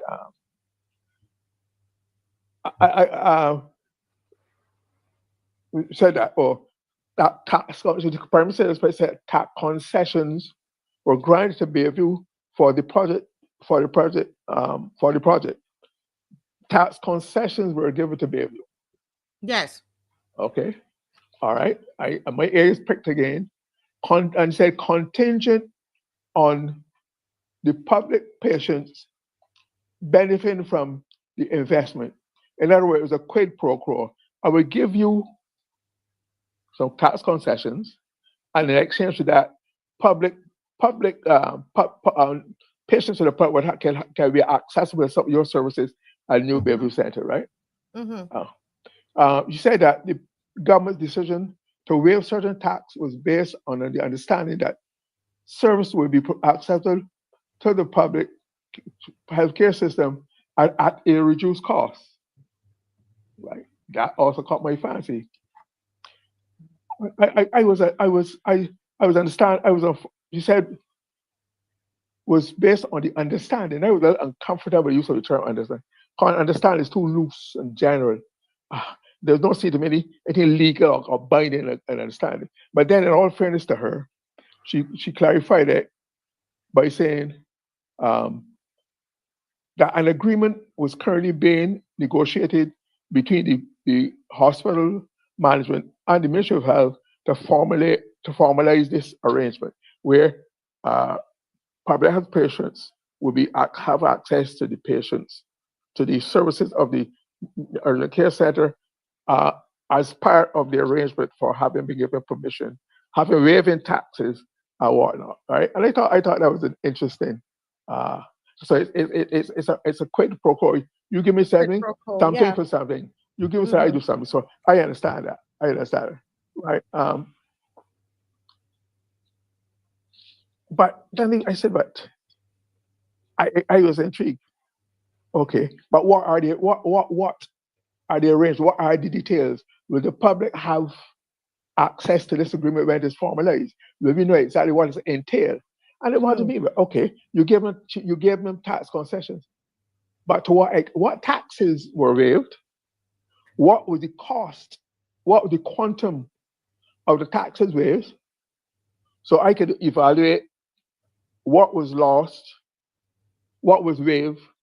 So it's $20 million as against what would be offered to the patients. And I remember reading that somebody said that they would the cost, the public patients would be allowed $150,000 a year in services. That may sound like a lot of money, but for the kind of setup, you know the cost of healthcare these days, and then a new brand, sophisticated, spanking, I guess that's quite impressive. They do good work up there. That may sound, but that can easily be consumed. Mr. Murray, can you repeat that figure? You meant million? $150,000 per year. That's nothing. Yeah, that don't sound right. A procedure can cost you $50,000 to $60,000. One single. So my question was. Wait, I don't want to disturb him too much. Let's have but we both had to jump in on that. But continue, Mr. Murray. So we wanted details. I said we need to have details of this, because I was not one getting any more sweetheart deals that we ended with affecting Bank and know it after the deal was done. So I'm saying we have to have, these are taxpayers, the land that Jamaica was given away without our knowledge, but I know at least you don't know that taxes were waived. How much, what quantum, and how long will it take? Because I feel there should be some accountability between the taxes waived, whatever the sum was, and the services. How long would the taxes, the $150,000 a year, how long would that last? How would that compare to the money waived? How long would the arrangement for these services go on? How many years? To the duration of the waiving of the taxes, or what? I think these are crucial details that we need to know before we can give this a kiss of welcome, right? So I decided to ask some questions about that, because I think that we need to, based on our experience, our most recent experience with affecting, but we need to know up front what it is. And if you might, and until why you call it a sweetheart deal, if you could put the definition of sweetheart deal for me there, Maxine. I'm sorry, Marcia and Dave. A definition of sweetheart deal: a contractual arrangement usually work out in secret that greatly benefits some of the parties while inappropriately disadvantaging other parties or the public at large. Right? That's what it calls sweetheart deal. And there was no doubt that the affecting Bank was a sweetheart deal. And I don't want to see that happen again with Barbadians. So when it triggered memories of the affecting Bank, he said, no, we should not be bitten twice with our eyes. This one's about, let us pursue it. And I feel that the government should commit itself while it's negotiating with Bayview Hospital and its management, that there would have to be, don't treat us like how they treat the Chinese treat us, where you can't get a word out of a contract with the Chinese. Chinese don't allow their arrangements to be publicized. This in China. This is Barbados now, we're doing it the Barbados way.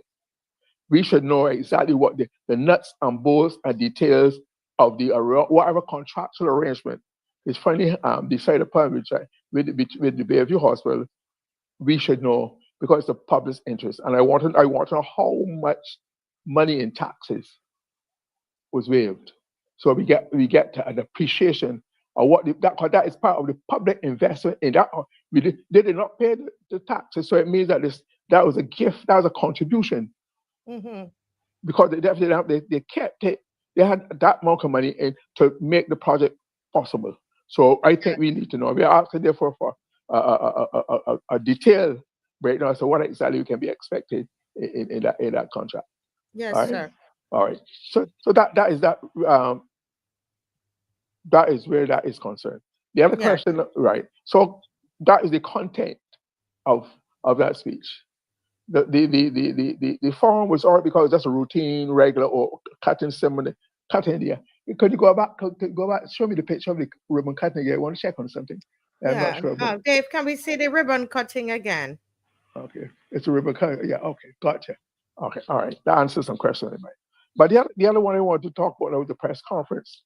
What was described at the press briefing on Thursday, and when I heard of it, I heard it was issued out. It was coming. I said, well, this I said to some, but whenever the Prime Minister schedules a press conference, it usually indicates she has just come back from somewhere and she's about to go somewhere. But watch her carefully, and she always. And if there are issues bubbling and fomenting the pub, she tries to get involved to put her stamp on it, maybe hoping that she will damp it down and everything will stay placid that she gets back. Happens all the time. So during her presentation, she just said she just come back from this roadshow, this no deal roadshow that was undertaken to publicize the supposed attractiveness of the Barbados economy to the rest of the world, to get loans and investment, etc. Right? So that was the reason. And then afterwards I realized that she was also going somewhere, hence that press conference on Thursday, because and I found she was going to Brazil. So Millie went to Brazil, the PM went to Brazil. This time for a what was it called? A conference between Brazil and CARICOM leaders to establish various arrangement. It's called the Brazil for the Caribbean Brazil Heads Conference to discuss various things that affect our common interests. So that is reason why. And then if you saw the paper on Friday, she was, with the benefit of the instant celebrity type coverage she gets because of her built-in camera crew, etc. That goes away with her. Charlie Jung heads that thing. She was able by Friday to get that into the Barbados to their paper. So I mean, it's instant. It's no wonder she's in the paper. She's a celebrity prime minister, so that goes with it. But then as her actual press briefing, but after listening to it, I found it was unstructured. That's my evaluation, and I'm using my experience as a journalist, and I'm also using my critical thinking. The same thing that I learned at school, which we call comprehension. And then when at university, you have to analyze. No, you have to teach also the critical thinking. Well, all we have to do is give them comprehension and let them break down the comprehension. So they're falling out for this. Everything is critical thinking, and we've been doing it ever since. But somebody latches on to some fad for North America, set a program and tell you what you already know or you already been doing and get paid for it. I think that's what's happened this time. So I indulge in a critical thing. And I thought it was also unfocused. There was no particular theme to it.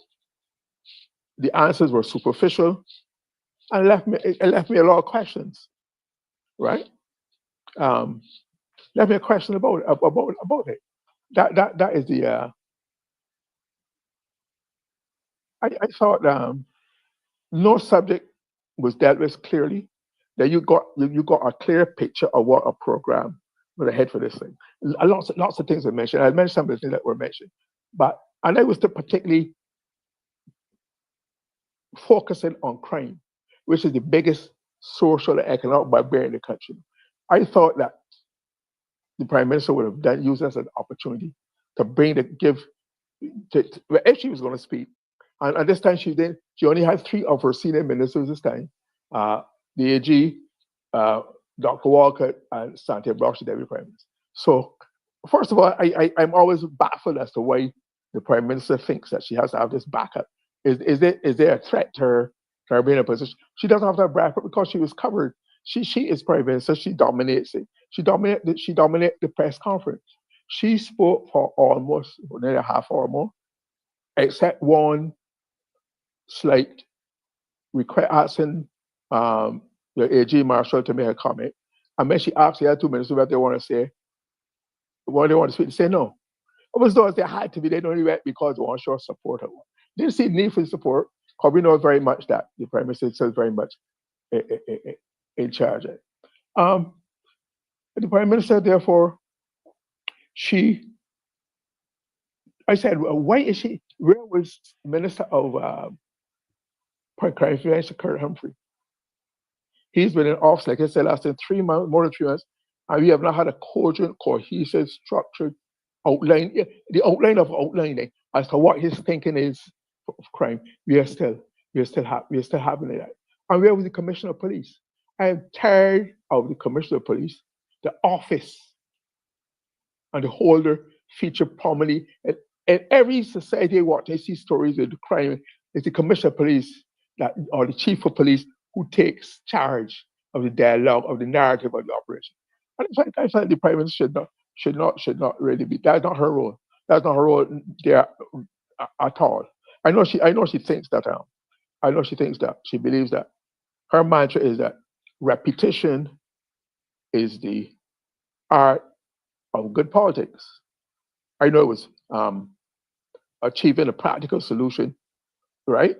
What is feasible is the art of power. Hers is repetition. But that word repetition helps in politics or education or information because it reinforces information. On the other hand, repetition can also turn off people. Man, I hear that already. Tune out. So you don't, because you're saying it often doesn't mean it's resonating. It resonates with the people. And that too might be the fact that the people turn off a subject. After a while, the medium becomes the message. After a while, the medium of this Prime Minister will become the message being given. And if there are negative perceptions about her, people tune out.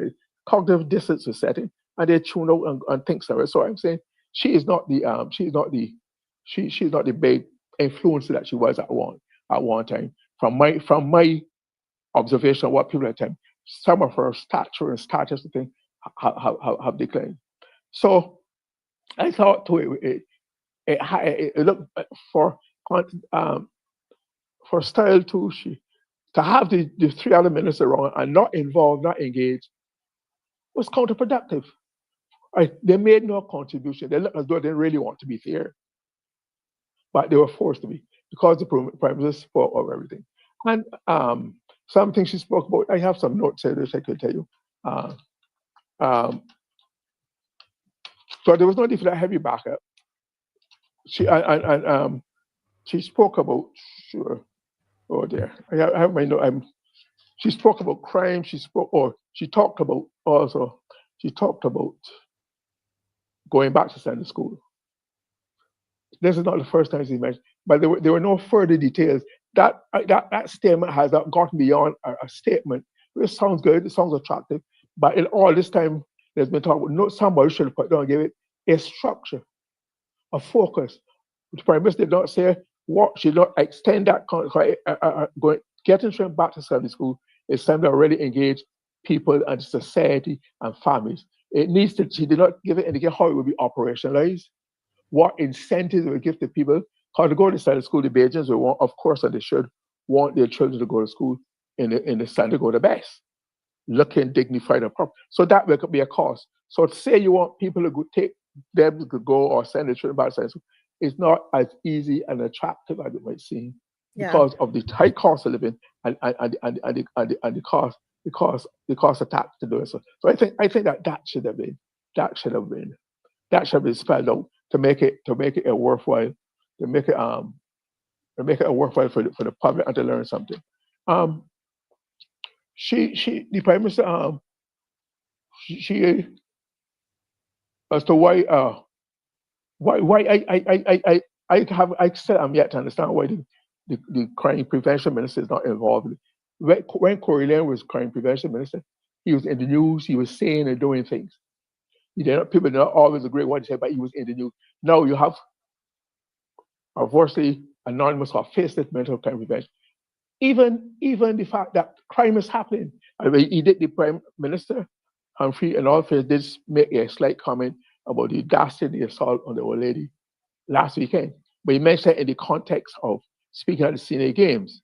But he has not come yet and outlined him side by side with the commissioner, because the commissioner should be dealing with the operation. They should not be spelling out what the operations are. That is not the role of a minister. That is the role of the police commissioner or whatnot. And that has not happened. And okay, you had the press conference, the Prime Minister spoke. Did crime come to an end? Then we have 2 or 3 murders thereafter, the same night, a night thereafter. So I'm saying you need more than that. And what we are hearing is a lot of nice soft nice mouths and cliches and whatnot. But we are not getting any grasp, any indication, any hint, any taste of what is happening. Sure, success is being achieved in the detection, the arrest, etc. But we want to prevent. That is where we are not where we are seeing the act in the prevention of it. And I think that is what we need to grapple with. Otherwise, we'll be just talking and bemoaning and bemoaning the fact that more and more people are being killed. We have to stop. And from my observation and from my through look at the social science of the the things that the criminal element respects most is force. They're not impressed by the mouthings and the nice thinking and thoughts and wishes. No, they are, because crime is their business. They implement their discipline through force, and the only thing that they respect is force. And so far, the police are yet to show that they are using the force that needs to be taken up with the fight the crime. So we want accountability. That's why we are calling for a minister, the Minister of Crime Prevention, Mr. Humphrey, and the police commissioner come and talk to the public. It builds their confidence. It builds people already feel that this government is soft on crime, that they're not sitting for historical reasons. You know, it goes back to open a parliament, etc. So when people have those kind of negative things in their mind, when the political establishment are in the forefront of seeming to lead the attack on crime, some people always point a doubt of that because they feel your heart is in your history does not necessarily back up your talk. So that is a reality, and I think one of the reasons why people are skeptical and people are not happy, because people are restless about what is not happening, and I think that's because they feel as though the government's heart is not in it. The police, let the commissioner of police, like used to be done before, he be the voice and face and force of the force, and not talking through. Not the Prime Minister is interpreting or giving her. Not because we are not getting clear step by step they can follow. Just mentions. A mention is not most of it what we had before. So therefore, I think that is the question that needs to be addressed frontally, so the public get a sense of what the police are after as a force, and not be dependent on indirect reports from somebody else. It builds credibility. It builds trust. You understand, yes. and I think that is important. And I think that also, I heard Maxine and you were talking tonight about community and whatnot against the fight of crime. I remember the days, Maxine would know about this, the days of the Barbados Police Sports Club, the Boys and Girls Sports Club, where the policemen had clubs. There's one still on Bay Street. They probably said it opposite government information service old building. opposite across, I believe, opposite from government quarters. A nice seaside front. I wonder if that so would not be gobbled up by some beachfront restaurant or something. Well, that used to be a place where people from this area, from the Atlanta area, gathered, played games, table tennis, football, netball, and those police boys clubs were very successful all over Barbados. Why can't we go back to that? You build a settled community, but what it does is also establish a benevolent relationship between the police and the community. There was a time too when policemen were assigned to schools, primary schools, and secondary, and they'll pass through dropping talkers. So there was that relationship, that camaraderie between the two, because they were seeing him in a situation outside of a court or arrest or whatever. Why don't so I know we have some forms of community policing. I'm not sure if it is very before. We need to do that. But every policeman should be a community policeman officer. So when he interacts, he's getting the best from the force in his training, etc. So while you have people who's full-time job in the community, every person have the basic skills to present the best image and presentation of the force to the public whenever they review it. Okay.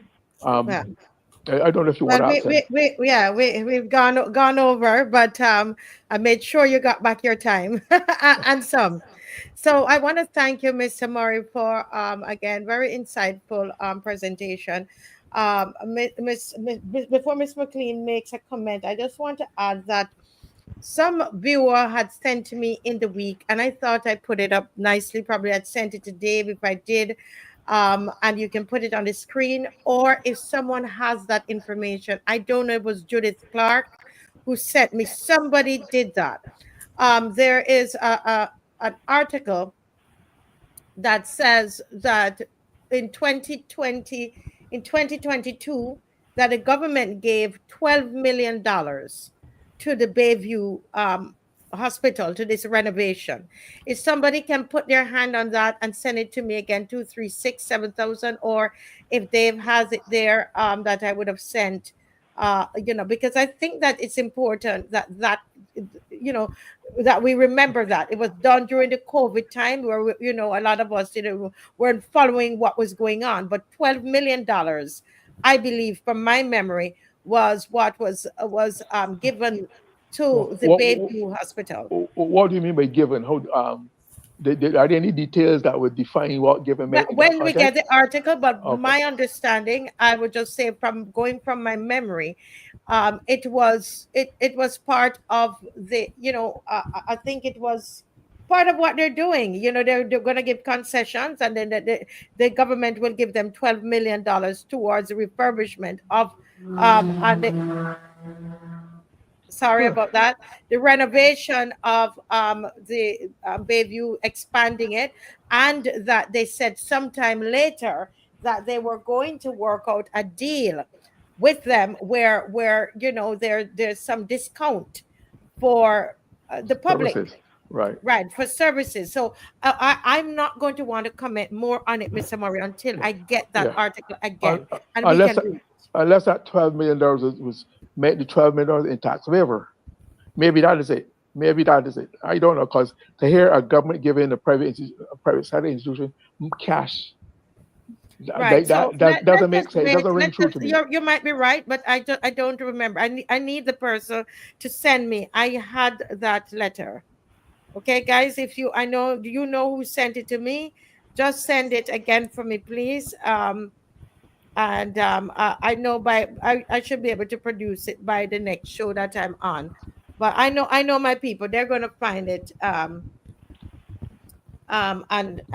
send it over to me. Miss McCLEAN, any quick thoughts on that before I find it very, very interesting that the way that the Prime Minister made reference to whatever arrangements they are negotiating or considering negotiating. And I think GLYNE touched on it very well when he said that, use the word understanding, that there's an understanding that when you negotiate concessions, you negotiate fully what you're getting. As you say, you have a quid pro quo arrangement, What are we giving you and what are we getting in return?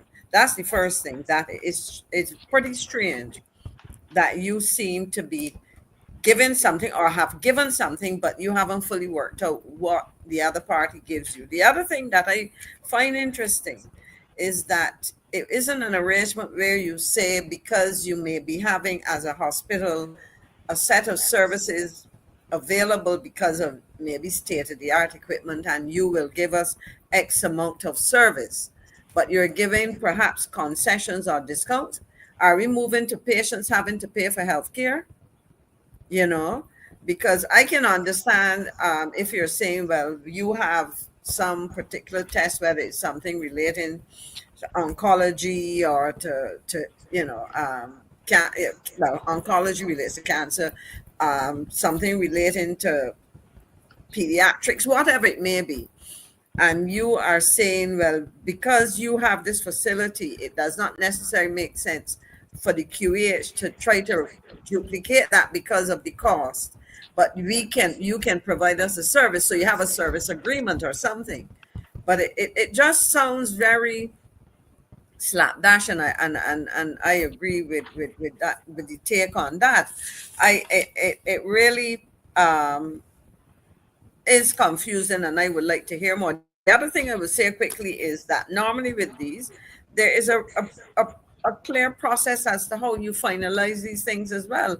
Is it something that has to be supported by legislative agreement? You know, so I find it just like what we discovered along the way in relation to the Afrexim Bank. I guess we will discover that these things were done, and you know, they were brushed over at the time because you didn't want to reveal the details. But we shall see.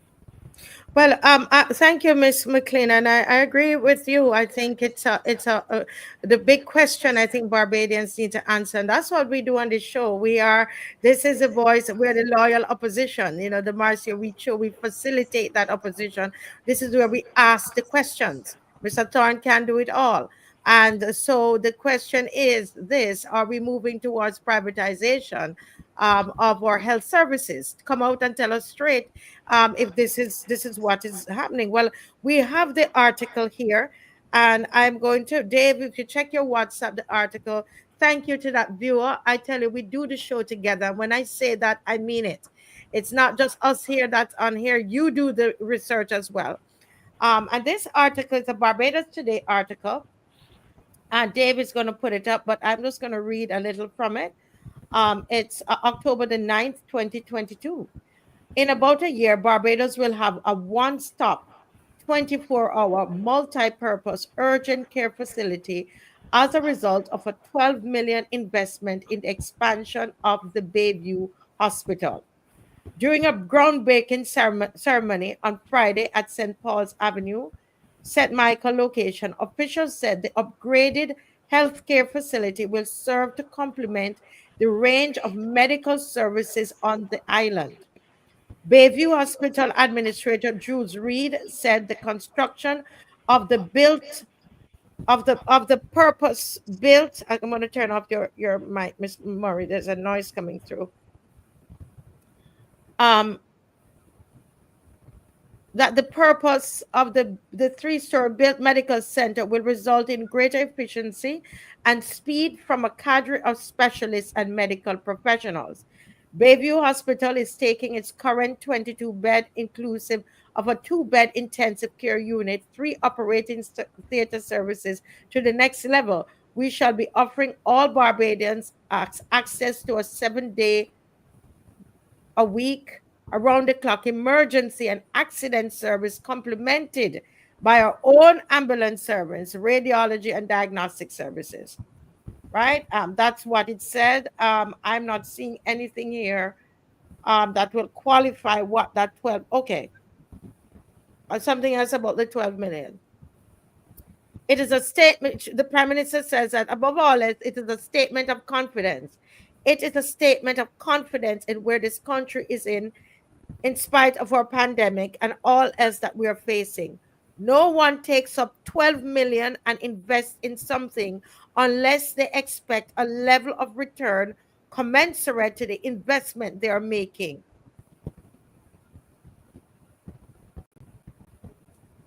That is what But where is it that the money comes from government? So those are the questions that we have to ask. I don't know. I'm just it seems to me that the project is costing $12 million. And the Prime Minister is saying that nobody gets up and spend 12 million unless they have a confidence. I know that you mentioned the confidence. Hold a minute, but hold a minute though. So what about the first paragraph? Read that first paragraph again. Okay, the first paragraph. The paragraph said a $12 million investment, but it didn't say government. Government, I see what you're saying. No, this is because Bayview is a private hospital. Right. And so the assumption is, unless we heard otherwise, that the $12 million. So right now, what we're sure of is the concession. Yeah, it will cost the operators $12 million to build the project that they know they just opened. Got you. Okay, so the thing is not knowing what we were saying. We didn't know what the concession, the value of the concession. Right. And the details about the duration and life and the operations of the $150,000 a year in services. What services? Routine services, critical services. So I think those things need to be spelled out. We need to know about it. The question then, however, is that while the investors are spending $12 million, what is the value of the concessions given? It could be more than $12 million too. You understand? Yeah. Because you may give concessions over and above concessions that are continuing. On what are they getting concessions for? And those things were raised. How long? Yeah. You know, was the value ultimately, you know, so, but as Val is reminding us, the point I'm making is that this is a private hospital where you will be charged.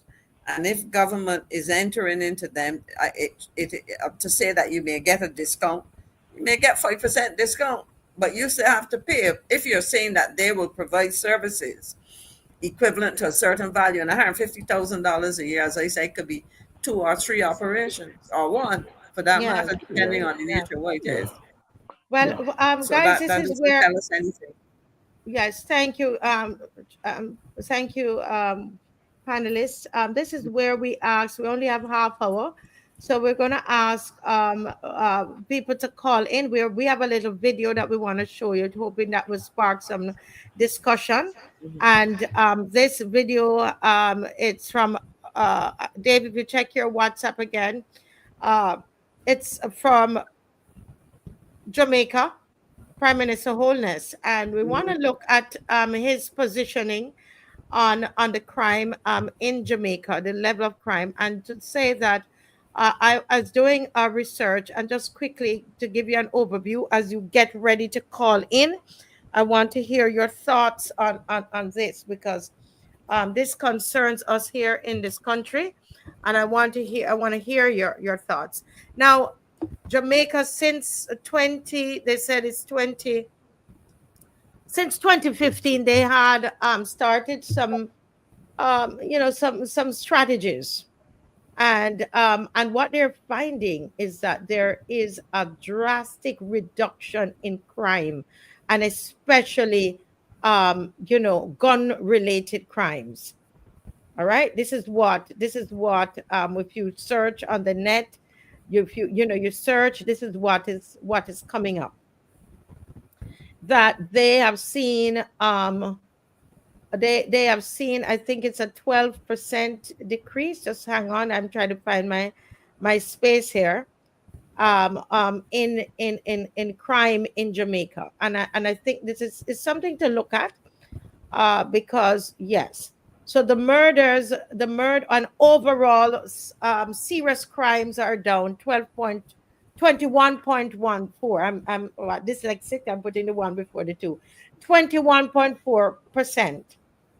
So whereas between January to February last year, they had 374 cases. When they look at January to February this year, they had 294.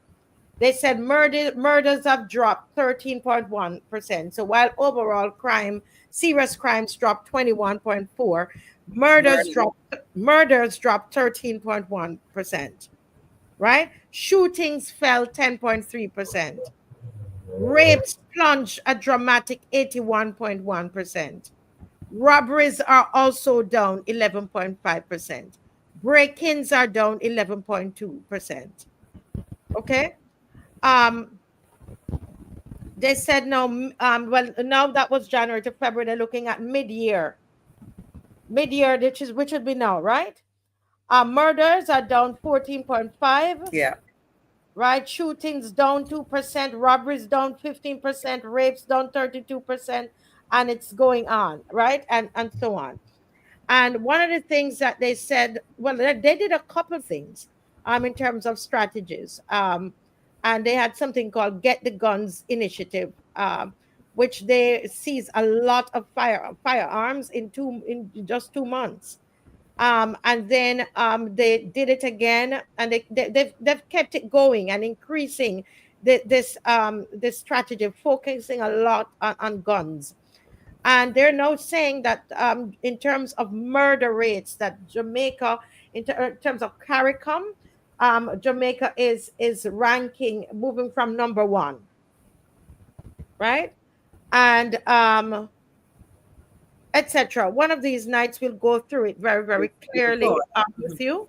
But Dave, if Dave could Dave, I don't know if you could play that video from Andrew Holness. There's an excerpt of a speech, and we will have the lines open for you to call in. I want to hear your thoughts, guys, on what's happening in Jamaica. Do you think we need to go harder? Do you think harder means wiretapping, which I must say that I did some research on, and what the research is saying is that, let me wait. My street is very busy tonight. What the research is saying, that they've hardly seen any kind of movement, any decrease in crime through wiretapping. I just want to say that everywhere I looked, that is what the conclusion that I came up with, and what I actually saw written, that they have not yet found any real change and any significant change with the introduction of wiretapping, and the reduction of crime. So I want to hear from people. Do you think that our government is being hard enough? And when we say, if we want them to be hard enough, what is it that we really mean? What do we want to see happen? Dave, go ahead, please, and play. Thank you. Let me be clear. The government will eliminate and eradicate every single gang in Jamaica. Let me be clear. Every contract killer, we will find you. Everyone who is importing guns into Jamaica, we will find you. I want to be very clear and transparent. Okay, that is the Prime Minister of Jamaica. Now, Jamaica had been number 1 in the Caribbean and sometimes in the world, and so that is their positioning on it. Let's talk about it, Barbados. Do we need to have that kind of a heavy hand and really getting in there? We are now, Barbados is now almost in the top tier. You have those in the top tier, you have the middle, and then those in low crime. Barbados is in the top of the middle. When Barbados was down at, I'm sorry, I don't have time to go and show you all the graphs. Barbados used to be in a low tier, Miss McClean. Barbados is now climbing. Yes. And climbing. I'll go through that for you. So guys, jump in, please. Yeah, yes. I think we have to give credit to Jamaica. It has been a long, hard, steady slog for Jamaica. This did not happen overnight. They went through a lot of rough times, had a reputation being exceedingly violent, and they are now beginning to see the fruits of that labor. And the Prime Minister was you heard the language he made? They said they would eliminate every gang and every contract killer. Every gang. In Barbados, we still have not even admitted yet that we have gangs. We have groups of people. We have groups. But I feel that as a Barbadian, if I should know where the gangs are, it would therefore influence my behavior, what I see, what I do, where I go. But where the location for the public, people will not inform me who's on the block, etc. But people cannot identify where the gangs are in Barbados. It seems to be a national shame. But here's the Prime Minister of Jamaica making it clear that they will eliminate everything. And I tell you why. The result that Jamaica is in the success that they enjoy now. There used to be a man who was deputy commissioner called Fitz Bailey. Yes, yeah. Fitz Bailey. He eliminated those, I forget the name of the gangs, but he demolished, wiped them out, pushed them down, run them on the ground, chased them off the scene. But we got blocks, we don't hear. You remember I said earlier that the criminal element respects force, but they get pep talks and fancy mouthing, but then we are not seeing and feeling and sensing there's that kind of push and drive to uproot them, destabilize them, look for fresh horns. Don't encourage them, let them become more established, like a corner shop or supermarket. That is what the Jamaicans have done. Mr. Bailey was a master. He's retired now. I think he's gone. And he took some kick us out of their commissioner because of the reputation that he built up, the success he was able to achieve. We need a similar approach in Barbados. Yes. Ms. McCLEAN, somebody says here that Adrian Hines actually says 2 ways to fight crime for short and medium result: tough policing and growing the economy. And I wish when you're finished, I'm going to, while we're waiting on people to call in, I'm just going to outline some of what Jamaica did, right? But go ahead. Go ahead. I agree with that. My question, let's look at the first one in tough policing. I think that there are some contradictions. First of all, we have seen how the political elite, and I mean, we know of during the COVID and all of that, the instance that we heard of people having access to the Prime Minister, and not just any minister, the Prime Minister. And the question is, to what extent are some of these things constraining the police in doing their jobs and being quote unquote tough? And when we think of Jamaica, Jamaica is times bigger than Barbados. The topography is different. The ability of criminals, because GLYNE raised the question, where are the gangs? Barbados is small. I think there are a lot of people around here would whisper behind their hands and sometimes in open about who is involved in what and so on. So I don't think it's a question of some information not being known. Some people may be untouchables. And that may very well be a problem. The issue of growing the economy is a very important issue as well, because at the end of when we think in terms of what is playing out, what exactly is happening now to create opportunities for people to get viable employment and so on. We hear a lot about work in construction, etc. But our people, you go on construction sites, yes, you perhaps are saying to me that you do not have enough labor. Now, is that the case, or are people expressing a preference for cheaper labor from non-national sources?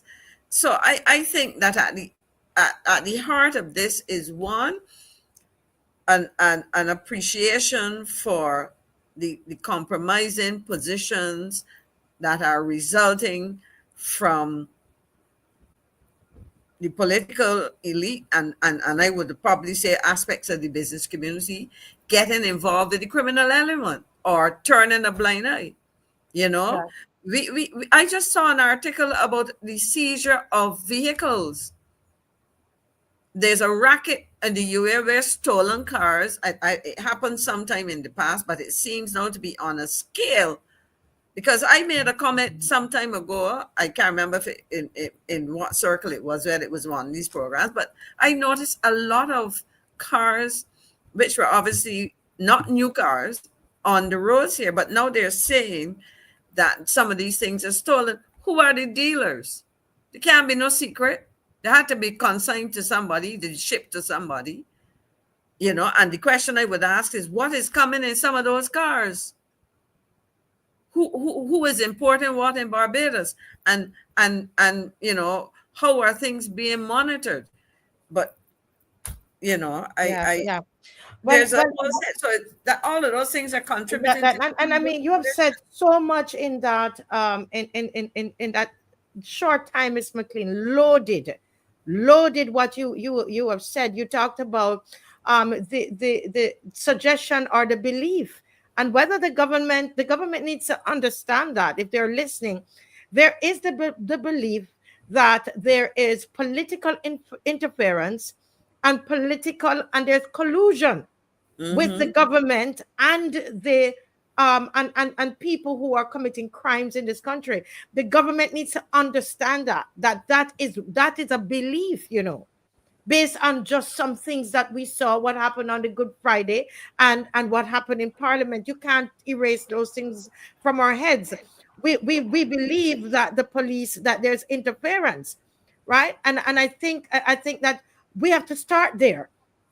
And that's why there's some people, there was a comment that was up here which was saying that how is the police going to how is the government really going to come up with tough fighting crime strategies when it is perceived that the government also have when it itself criminal elements that's connected. What about these very wealthy businessmen whose tiles were coming into Barbados? Will we ever hear? These are some of the issues that we have, and the trust issues. Will we ever hear whose tiles? Why would it take you so long? If they intercepted them in Canada, tiles were coming in here. Who are the people that deal in tiles? Marcia, there are very few major dealers in tiles in Barbados. And you can drive along and you would see who they are. And in fact, I if I were in the business, I would have, and it wasn't me, I would have declared to the whole of Barbados it wasn't me, so that I clear my name, you know. But I don't think it should be for the business persons who are not involved to clear the name. Government, these things are out there. I mean, the police said that they're investigating. I will tell you this now. Well, I hope it comes to an end so we can get some results. Yeah, Mr. Murray has a I'm going to open your mic soon. There's a noise coming on your mic, so that's why I close the mic. I just want to say this, that as long as I am sitting in this chair, I will continue to ask about the tiles, because what I've seen in living in this country for 26 years, Mr. Murray, is that things like that will get swept under the rug and we don't hear anything about that. But I am telling you that I will be asking that question. I will continue to ask it, because if you're going to have our black boys and children in handcuffs, crossing the courtyard there, going to the court, right? We need you to tell us, everybody. It's not just them. We want to know which business in this country that was bringing in those tiles. When we start to talk like that, that's when I know that you're serious. Until you start doing that, you're not serious. You're not serious. Go ahead, Mr. Murray. I can unmute your mic, please. Okay. Yeah, I'm not sure. I'm not sure what the source of the noise is, but be that as it may, I think the very real problem is perception, and the government has to take steps to change the public's perception of its fight against crime, because everybody's perception is their reality, and if they believe it, it will therefore limit the effectiveness of your part. If people don't trust you, you don't believe you, if you don't think that part of the system is honest and fair, and they have to do that through good policing, through answering the questions, through making things go through the process, and people feel they can trust the system. Because you talk about the black boys, but when one sometimes looks at the sums and the items involved, or where the boys come from, their ages, where would they get the money to get involved with that? Are the black boys therefore fronting for other people?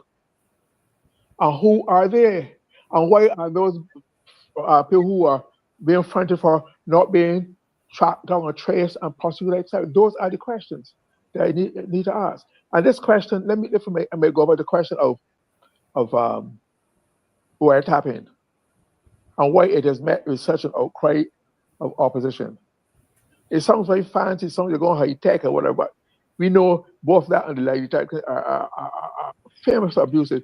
As a matter of fact, nowadays, if you watch the crime movies, and I admit that I'm a student of mafia movies, they have burner phones.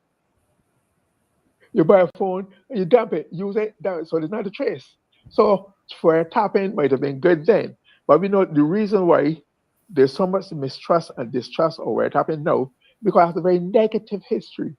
And it was used illegally before, well, the story is now against Prime Minister after and some other people, the police rights act. So therefore, and some of the parties involved or likely involved in government in this whole exercise have a very questionable history of association. So this is going to breed further distrust and mistrust and suspicion about even this effort, which is supposed to help fight crime. So the government has a serious job to do to change the people's perception.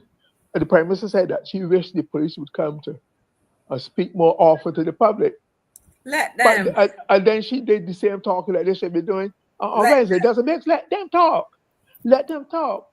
And the society will see the benefits of it. So otherwise, we're just going to be having pious mouthings from time to time, lamenting, but nothing is going to change unless it is confronted forcefully. Because, like you've heard me say from time to time, crime is the best organized business in the world. That's why every society in the world has crime. Every society has crime because it's highly organized. Yeah. And as somebody is saying here, it's a collusion because those cars have to go through MPW. All of these things have to happen. And so when we're serious about this, it's a small country. And I keep saying this. And if you don't, remember anything I've said, just, listen to this here, guys. This is a small country. And all the things that, whether it's Colombia, Brazil, or whatever did, these are larger countries, Miss McCLEAN. Massive compared to massive. We know each other. We are intertwined here. It's telling me that we know a lot. Our leaders know a lot. Our leaders are connected to a lot. That's what it says to me, and that we're not serious about it. We somehow we're dealing with this like we live somewhere else. It's happening here, but we live somewhere else. We live here. We know the people. I look at Anthony Edwards, the same comment. Now, the question I would ask, well, let's look at these cars, for example. Where did the issue, well, of course, if there's a racket going on in the UK and vehicles disappear, I guess there's some shipping, but information exists. Information exists. Who are the people responsible at MTW for dealing with this? At customs. Because these things come in, because you have to license them. Cars, if I want to buy a part for my car, I have to be able to give chassis number, all kinds of information. So a car, when I go to register my car, you have to provide information.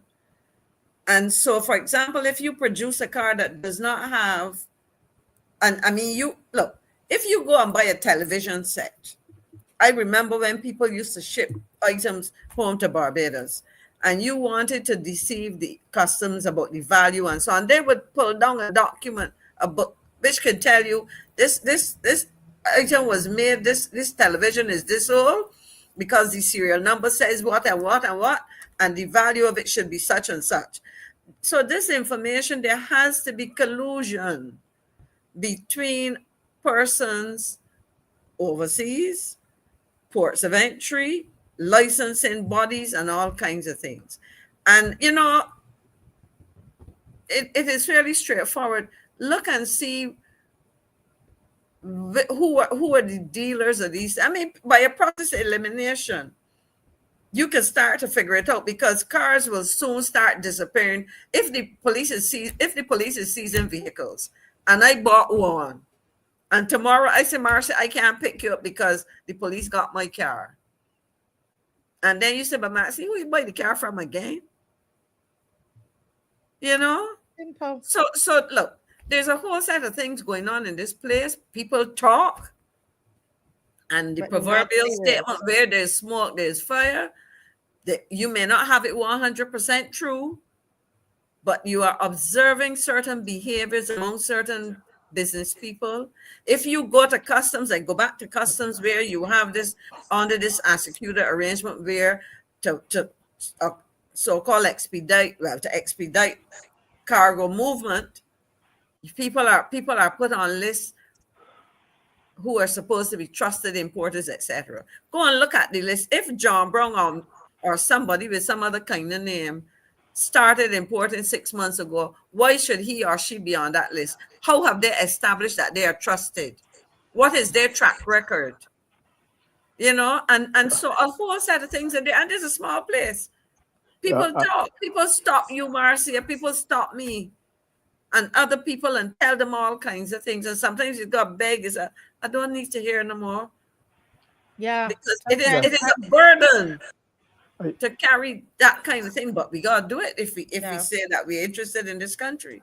Yeah, Mr. Murray, jump in and let me remind people the line is open, guys. We don't want to be on here talking to ourselves. We want you guys to call in. Go ahead, Mr. Murray.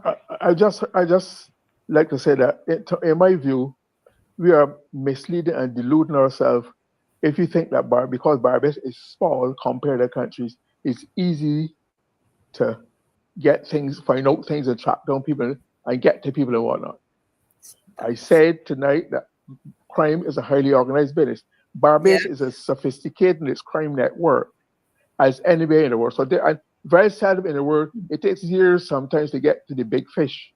In other parts, because of the insulation, because of the complexity, because of the layers, etc., they are not to protect themselves. So therefore, size, it is how well organized they are in Barbados that will make the difference.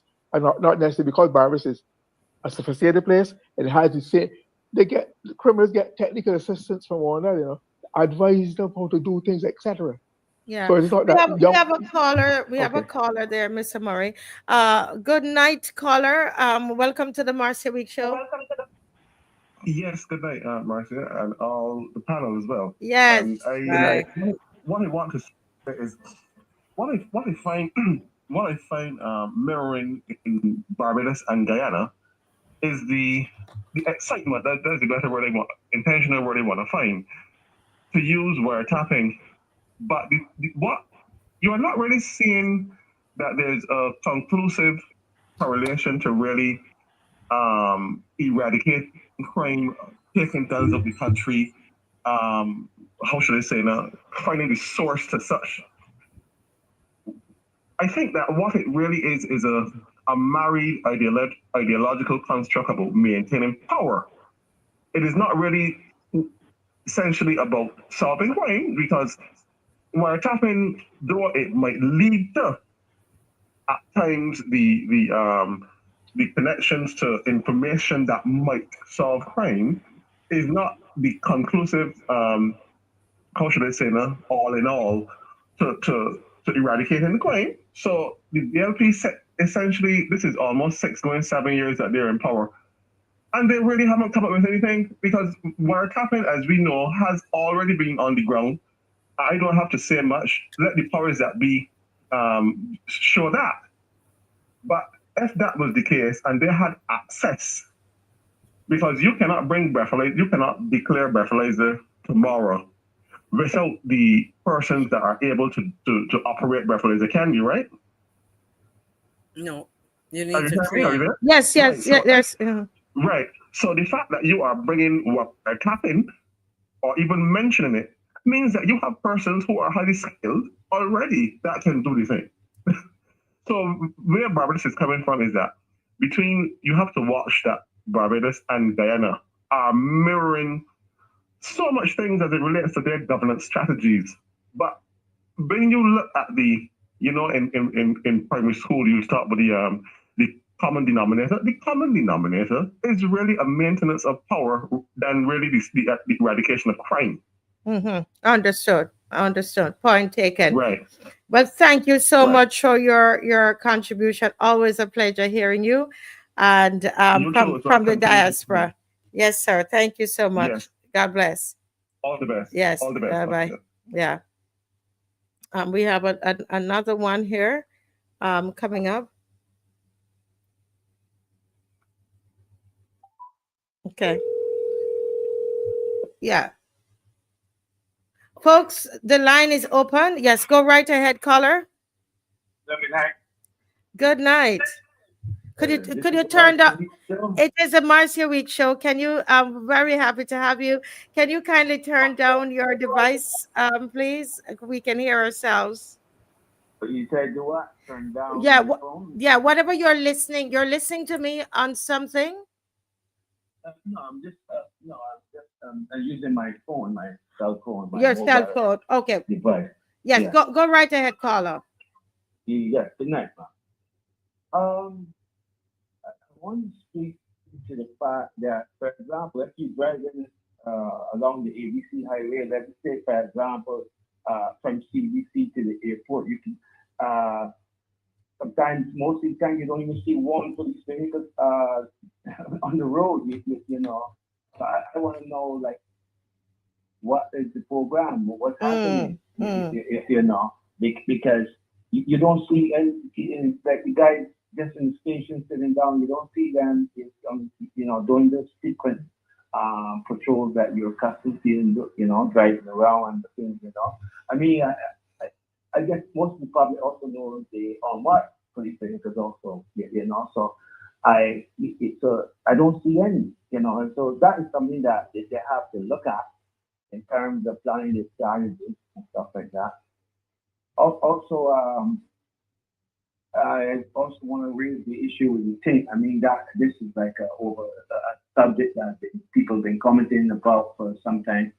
And there's no, in my view, there's no correlation between the crime and TINT, because as it is now, the police can stop any vehicle, TINT or no TINT, you know, and interrogate and search a vehicle, you know, that looks suspicious or whatever. So I don't see why you would want to think a car TINT with criminal behavior in terms of the prevalence of crime, you know. So I you know, people use the TINT to protect the upholstery and the vehicles and some fading, also protect the skin from the ultraviolet rays of the sun, because obviously, you know, sun could cause skin cancer, you know, excessive exposure and stuff like that. So people, you know, so I feel that's a bad idea to ask people to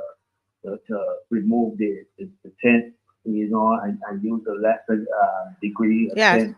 You know, I think that's a rubbish idea. And then another thing I want to raise also is my Barbadian has separation of powers.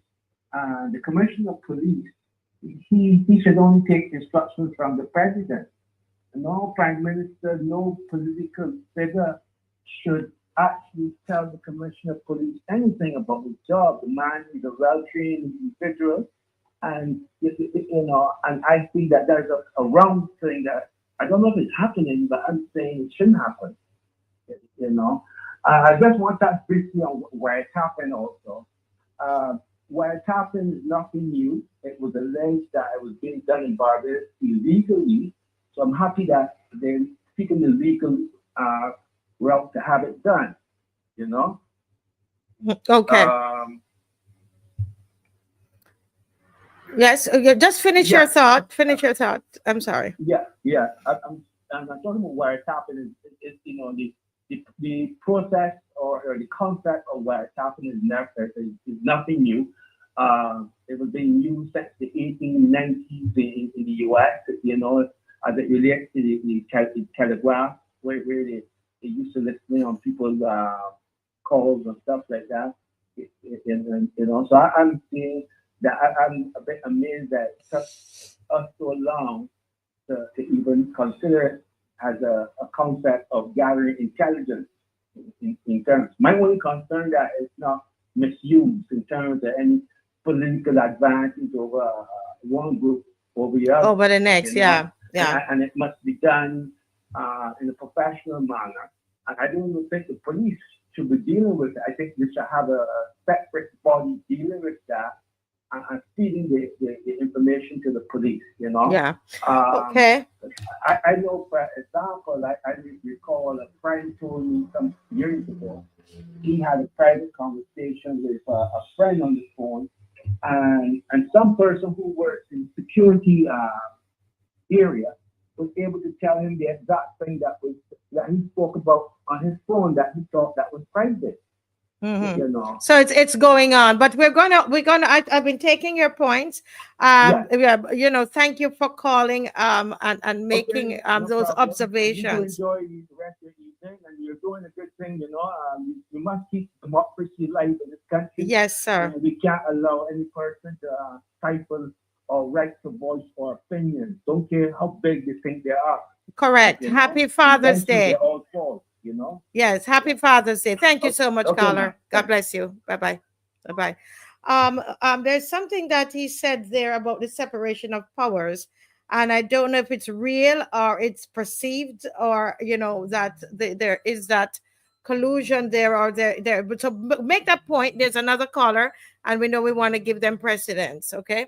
Caller, welcome to the Marcia Week show. Please speak up. Welcome. Happy Father's Day. A blessed good night to you. Yes. Are we hearing him clearly? Happy Father's Day to all the fathers. Yes. Go right ahead, caller. Yes, please. No, I believe either one or three things is happening. We are either being fooled, being taken for a fool, or we just plain foolish. Now, Barbados is 166 square miles. I remember the times when some person might have snapped somebody first in town, or killed somebody, or robbed somebody, something. But within a week, police had the person. Mm-hmm. You know, Barbados is too small for crime. That's the point I'm making. You're going to tell me that, right? You're going to tell me now that guns are coming in, and all we could think about is wiretapping or wiretapping and TINT. No. We are either being fooled, being taken for a fool, or we just foolish. Something. That's just my short contribution. Short contribution. Thank you so much. And enjoy the rest of your Father's Day. God bless. Yes. Okay, folks, we're this is your time, and we are asking you to call in. I guess we got to put back that banner up there, and we're talking here about these new crime fighting strategies that the government is seeking to implement, and whether or not we think it's going to do the job. Or not, or is this again to stifle the public opinion and public? Okay, we have another caller. Welcome to the Marcia Week show. Hi, good night. Good night. Yes, please. This wiretapping thing is foolishness, because to me it's just another effort to criminalize regular people, as all other people. Dropped out. Call back, caller. This is your time. We want to hear you all. Call back. What? Yeah, there's another call. Okay, they're coming now. Yeah, they're coming in now. Give us a moment. Hello? Yes. Good night, caller. Go ahead. The lady who was at call earlier, just give us a moment. There's only one line. So allow this call to finish and then call back. If not, just hold a minute. I'll call you back because I've seen your number. Okay? Just hang on. You're going to get to speak. Go ahead, sir. Happy Father's Day. Thank you. Can you speak up a little, please? I say thank you. Yes, sir. Good. I'm hearing you nice and strong. Go ahead. Marcia, we have a problem in this country. Yes, sir. When we're talking about stolen vehicles, this racket, somebody is sleeping on the job. Mm-hmm. You have imported cars where you have holding companies Mm-hmm. who, when these cars are being imported, there is a company like you see a lot of large cars. Yes. They do not pay the taxes and things right away. Mm-hmm. When the cars land at the port, customs has all the engine numbers, the body numbers, and so on. It's only when the cars are being sold, then they are being paid the taxes on these cars. If these cars come out of the UK that was stolen, it meant that somebody at the port is sleeping on the job. They shall have never leave the port. Customs and the police should have the cars apprehended at the same time. Don't tell me you sell a car to some person. And after that person goes to register that car, that information is already there. How can you sell me a car and then want to confiscate the car afterwards? Somebody is sleeping on the job. Mm-hmm. Mm-hmm. The small man that imports the car, he has to pay all of his taxes up front. And customs has the information. Therefore, it's unnecessary work. Customs is responsible. They shall have never leave the port and being sold on the island. These cars should be confiscated. When you look in the paper and see there's seasons 12 cars on the port, where are all the rest? Where are the others? This is no small matter importing these high-end cars. It meant that somebody is sleeping on the job. And as far as this wiretapping is going, this wiretapping is now starting March or something. You were on the telephone with a conversation, and you could hear your phone clicking at certain times. Yeah. That's the which truth. meant that there has already had it in the system. Mm-hmm. But we are living in this country. We are a small nation, set of people, and we have dictatorial rules. And we are looking towards a police state. This is eventually what's coming down. Mm-hmm. The poor man in this country doesn't have this money to buy all these big-end cars and guns and so on. When things are imported in this island, they're being searched at the port. You have scanners in the port. What is happening? There should be an investigation with the people at the port. If somebody's not doing their job, let's get rid of them. Yes. Bring in people. Don't have this political interference. And where we having political interference in this country is causing a lot of problems. It's neither DLP, BLP, or NDP or nothing. We have to protect the people in this country. Yes. Yes. And whenever you come down heavy-handed, the small man is who suffered. Mm-hmm. You know? Yes. We better wake up and smell the coffee. On Marcia, we're going to be sorry. We're going back to the days of the mentors. We're going back to the days of begging. People in this country are unhappy. You look at the United States and see people is now realizing what's going on. Yes. You know? Well, Carla. And we need to wake up and smell the coffee. Yes. Or not, we're going to be sorry. It's too late shall be the cry. Shall be the cry. But thank you, caller, for calling. And enjoy the rest of your Father's Day. Thank you. Thank you. Yes, God bless you. Yes, very good points there. Raised. But we're going to try to get that young lady that got cut off. Try to get her back on the. And I'm sure you're preparing your final notes there, Ms. McCLEAN and Mr. Murray. Good night, caller. Welcome again. Sorry about that. You got dropped off. Yes, go right ahead. Right. So, if we really study this thing, just speak up a little for me, please. A little bit more. Okay.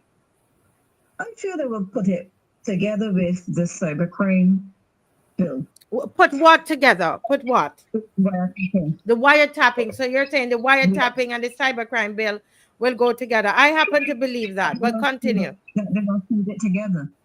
Because to me, they're just looking for ways to criminalize regular people. And like all the other people say, the people with money are not the ones that they're going after. It's the little boys on the block that have no money, no clout, no pull. that everybody could see ain't got 2 cents to rub together, but somehow they are the ones going to jail. I would get impressed when I see some of these big name people getting hauled away to jail. Me too. And that's the truth. That's when I would start to feel impressed, like they're actually doing something. Yes. In the meanwhile, they're coming after regular people that try to pay the bills and trying to live a decent life, TINT, and all this sort of foolishness. Making no sense. Yes, yes. I'm caller. Thank you for calling. I'm of the same opinion that when they start to go after, when I see a certain set of people being locked up, I'm gonna believe that it's serious. All right, but thank you for calling. Thank you so much. All right, happy Father's Day to Yeah. the gents. Thank you. Yes, yes, yes. I'm sure they're hearing. Thank you. Well, guys, it's 10:04. And we've come to the end now that the calls are coming in. We've come to the end of the program, and I'm going to go with Miss McCLEAN. Any thoughts of anything that the callers have said? Yeah, a couple of things. That wiretapping, having been a victim of it, I used to do a call-in program for a decade, and I remember on one occasion setting up to establish that it was. I made a comment to somebody deliberately, and it came back. And it continued. It happened. Well, it continued. Let me put it that way. Even when authorities were no longer in authority, during the period 2008 to 18, and you asked the question about equipment that disappeared after World Cup. I don't have time to go into all of that. So it has continued, and certain figures have resurfaced along with the issue. So I believe, as the caller said, that is intended to criminalize regular people and less about criminals and listening to people like you and me. Okay? Yeah, so all of us here will be tapped. So Although that is already what tapped. it is. It is just legitimizing what's going on right now. Somebody mentioned something about highway, and I just want to close by speaking to the issue of the extremely poor lighting, unless something has changed in the last few days on the mighty GLYNE highway. And I thought about it when I heard a discussion about the situation of poor lighting in the area where the nurse got attacked. Yes. I have had reason over the last several weeks to drive on the mighty GLYNE highway after dark and on evenings when the traffic wasn't heavy. And I counted 25 was the last count. Lights that were out, because there are lights on both sides of the road. 25 lights were out. And one night I saw a woman walking down, and I was about to slow down to give her a lift. And then I said, look, you don't know who she is. I mean, unfortunately, she probably might have been somebody walking home from work in those poorly lit conditions, but you can't risk that now. But I worried for her safety. And I asked myself, why is it that for months that situation has continued? And I call on the appropriate ministry and so on to address poor lighting in these places. I mean, where people have to be. People are being robbed in broad daylight. Imagine being forced to walk because you can't get public transportation, or you can't afford to spend the $3.50 or whatever it is to take a bus, or and be attacked on that because the lighting is so bad. But I just wanted to end on that, because I heard it raised, and we continue to fear for the safety of all persons traversing the streets and so on, and it's made worse by the quality of lighting. And so while they're wearing a tint, turn on the light so you can see who approaching you, and the wiretapping is not acceptable. The Prime Minister has not given a reasonable explanation for it. Let her tell us about what has been happening illegally so far. Yes. Well said, Miss McCLEAN. Because you and I know we definitely, I call it Mr. Murray, Chinese man in my phone. That's my thing. Chinese man in Jamaica, we say Chinese man. I know, but the person is Asian. I call all of them Chinese. I'm sorry. But Mr. Murray, what's your final comment? The Chinese man gonna get in your phone? Go ahead. Let me unmute you, sir. 1 second. Yes, go right ahead, Mr. Yeah, Murray. whenever I think I might be listening to on the phone, I normally resort to those two words, that word, that RH word that you have on your say, and that will give us a listen. If you want to hear that, listen. Listen, Okay. well, I burp and I do all kinds of things when I know that they're listening. Okay, Yeah, good but for them. more seriously, Bust the eardrum. Go ahead. well, one of the quarters I mentioned is separation of powers. Separation of powers does exist in law on the books, but like in any other situations, it's how people. It depends on the person who are managing it, who are in the process. People can stand on their dignity and their right and their integrity by insisting and maintain separation of powers if they're prepared to pay a certain price. If they're not, they comply and it becomes part of second nature and the system is changed. But it does exist. The provision is there for it, but people have to exhibit it and live it to give it reality. The other thing is that I was very pleased to hear the Prime Minister say on Thursday that she started talking about crime. She said that the police know there are only a few individuals. There are only a few individuals that are causing this trouble. So I said, but if she knows that, the police should know that. She talked about the meeting with Security Council. She should give that information. What therefore is so difficult of getting hold of a few people in Barbados, a few individuals? Why? Explain that. You can't just be brushed off as a few. That makes it easier to handle. So I would like somebody explain that conundrum to me. It doesn't make sense. All right. Yes. Yeah, yes, Mr. Murray. Thank you so much, guys. And I mean,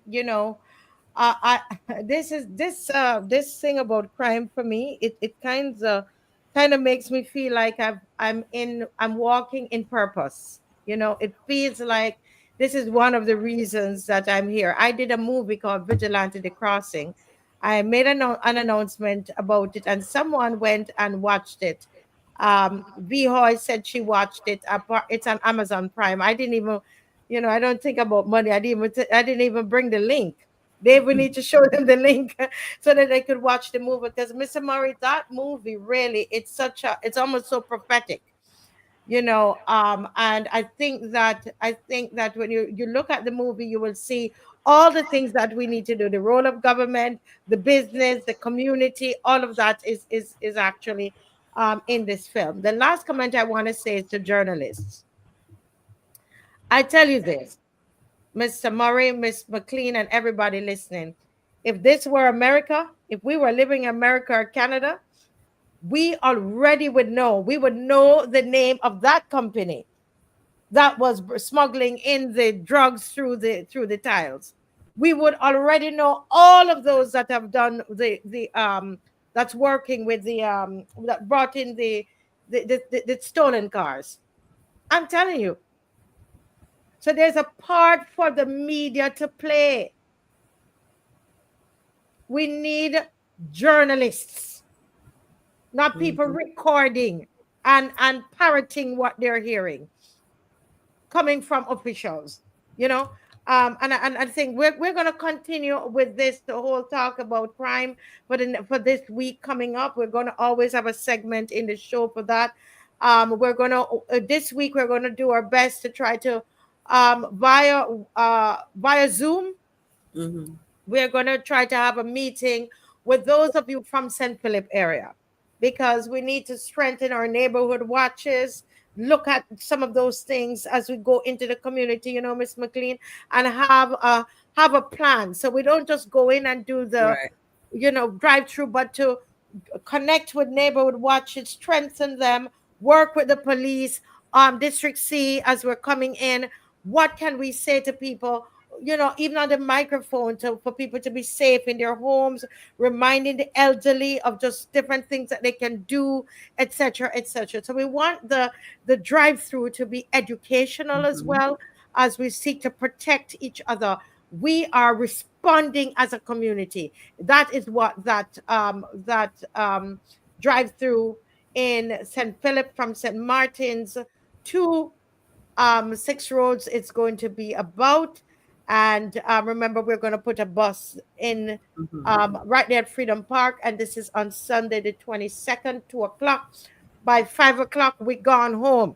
All right. So everybody get home when it's light. Okay. All right. So God bless you all. Thank you for joining tonight, everybody. Enjoy the rest of your Father's Day. It's not over yet. It's not over yet. Okay. Go right ahead. All right, Dave. Bye-bye. Thank you, Mr. Murray. Thank you, Mr. McClean. Thanks. Bye-bye.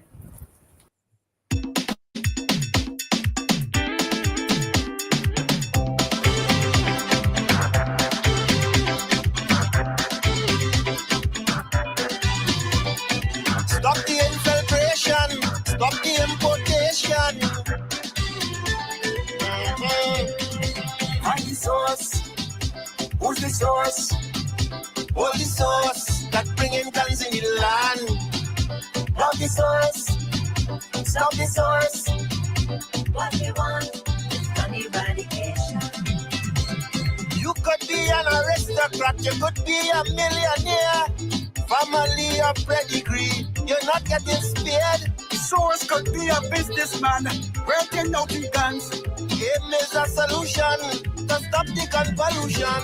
Find the source. Who's the source? Hold the source that bringing guns in the land. Love the source. Stop the source. What we want is gun eradication.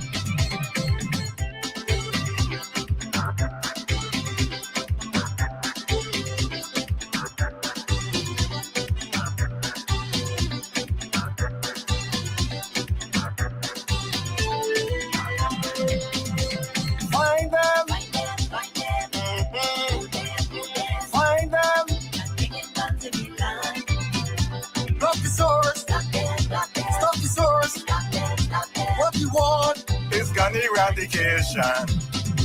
The source could be CRA, customs could be involved. The bottom line is to find the cause and the gun violence solved. The source could be the listeners who don't want us to say our thing.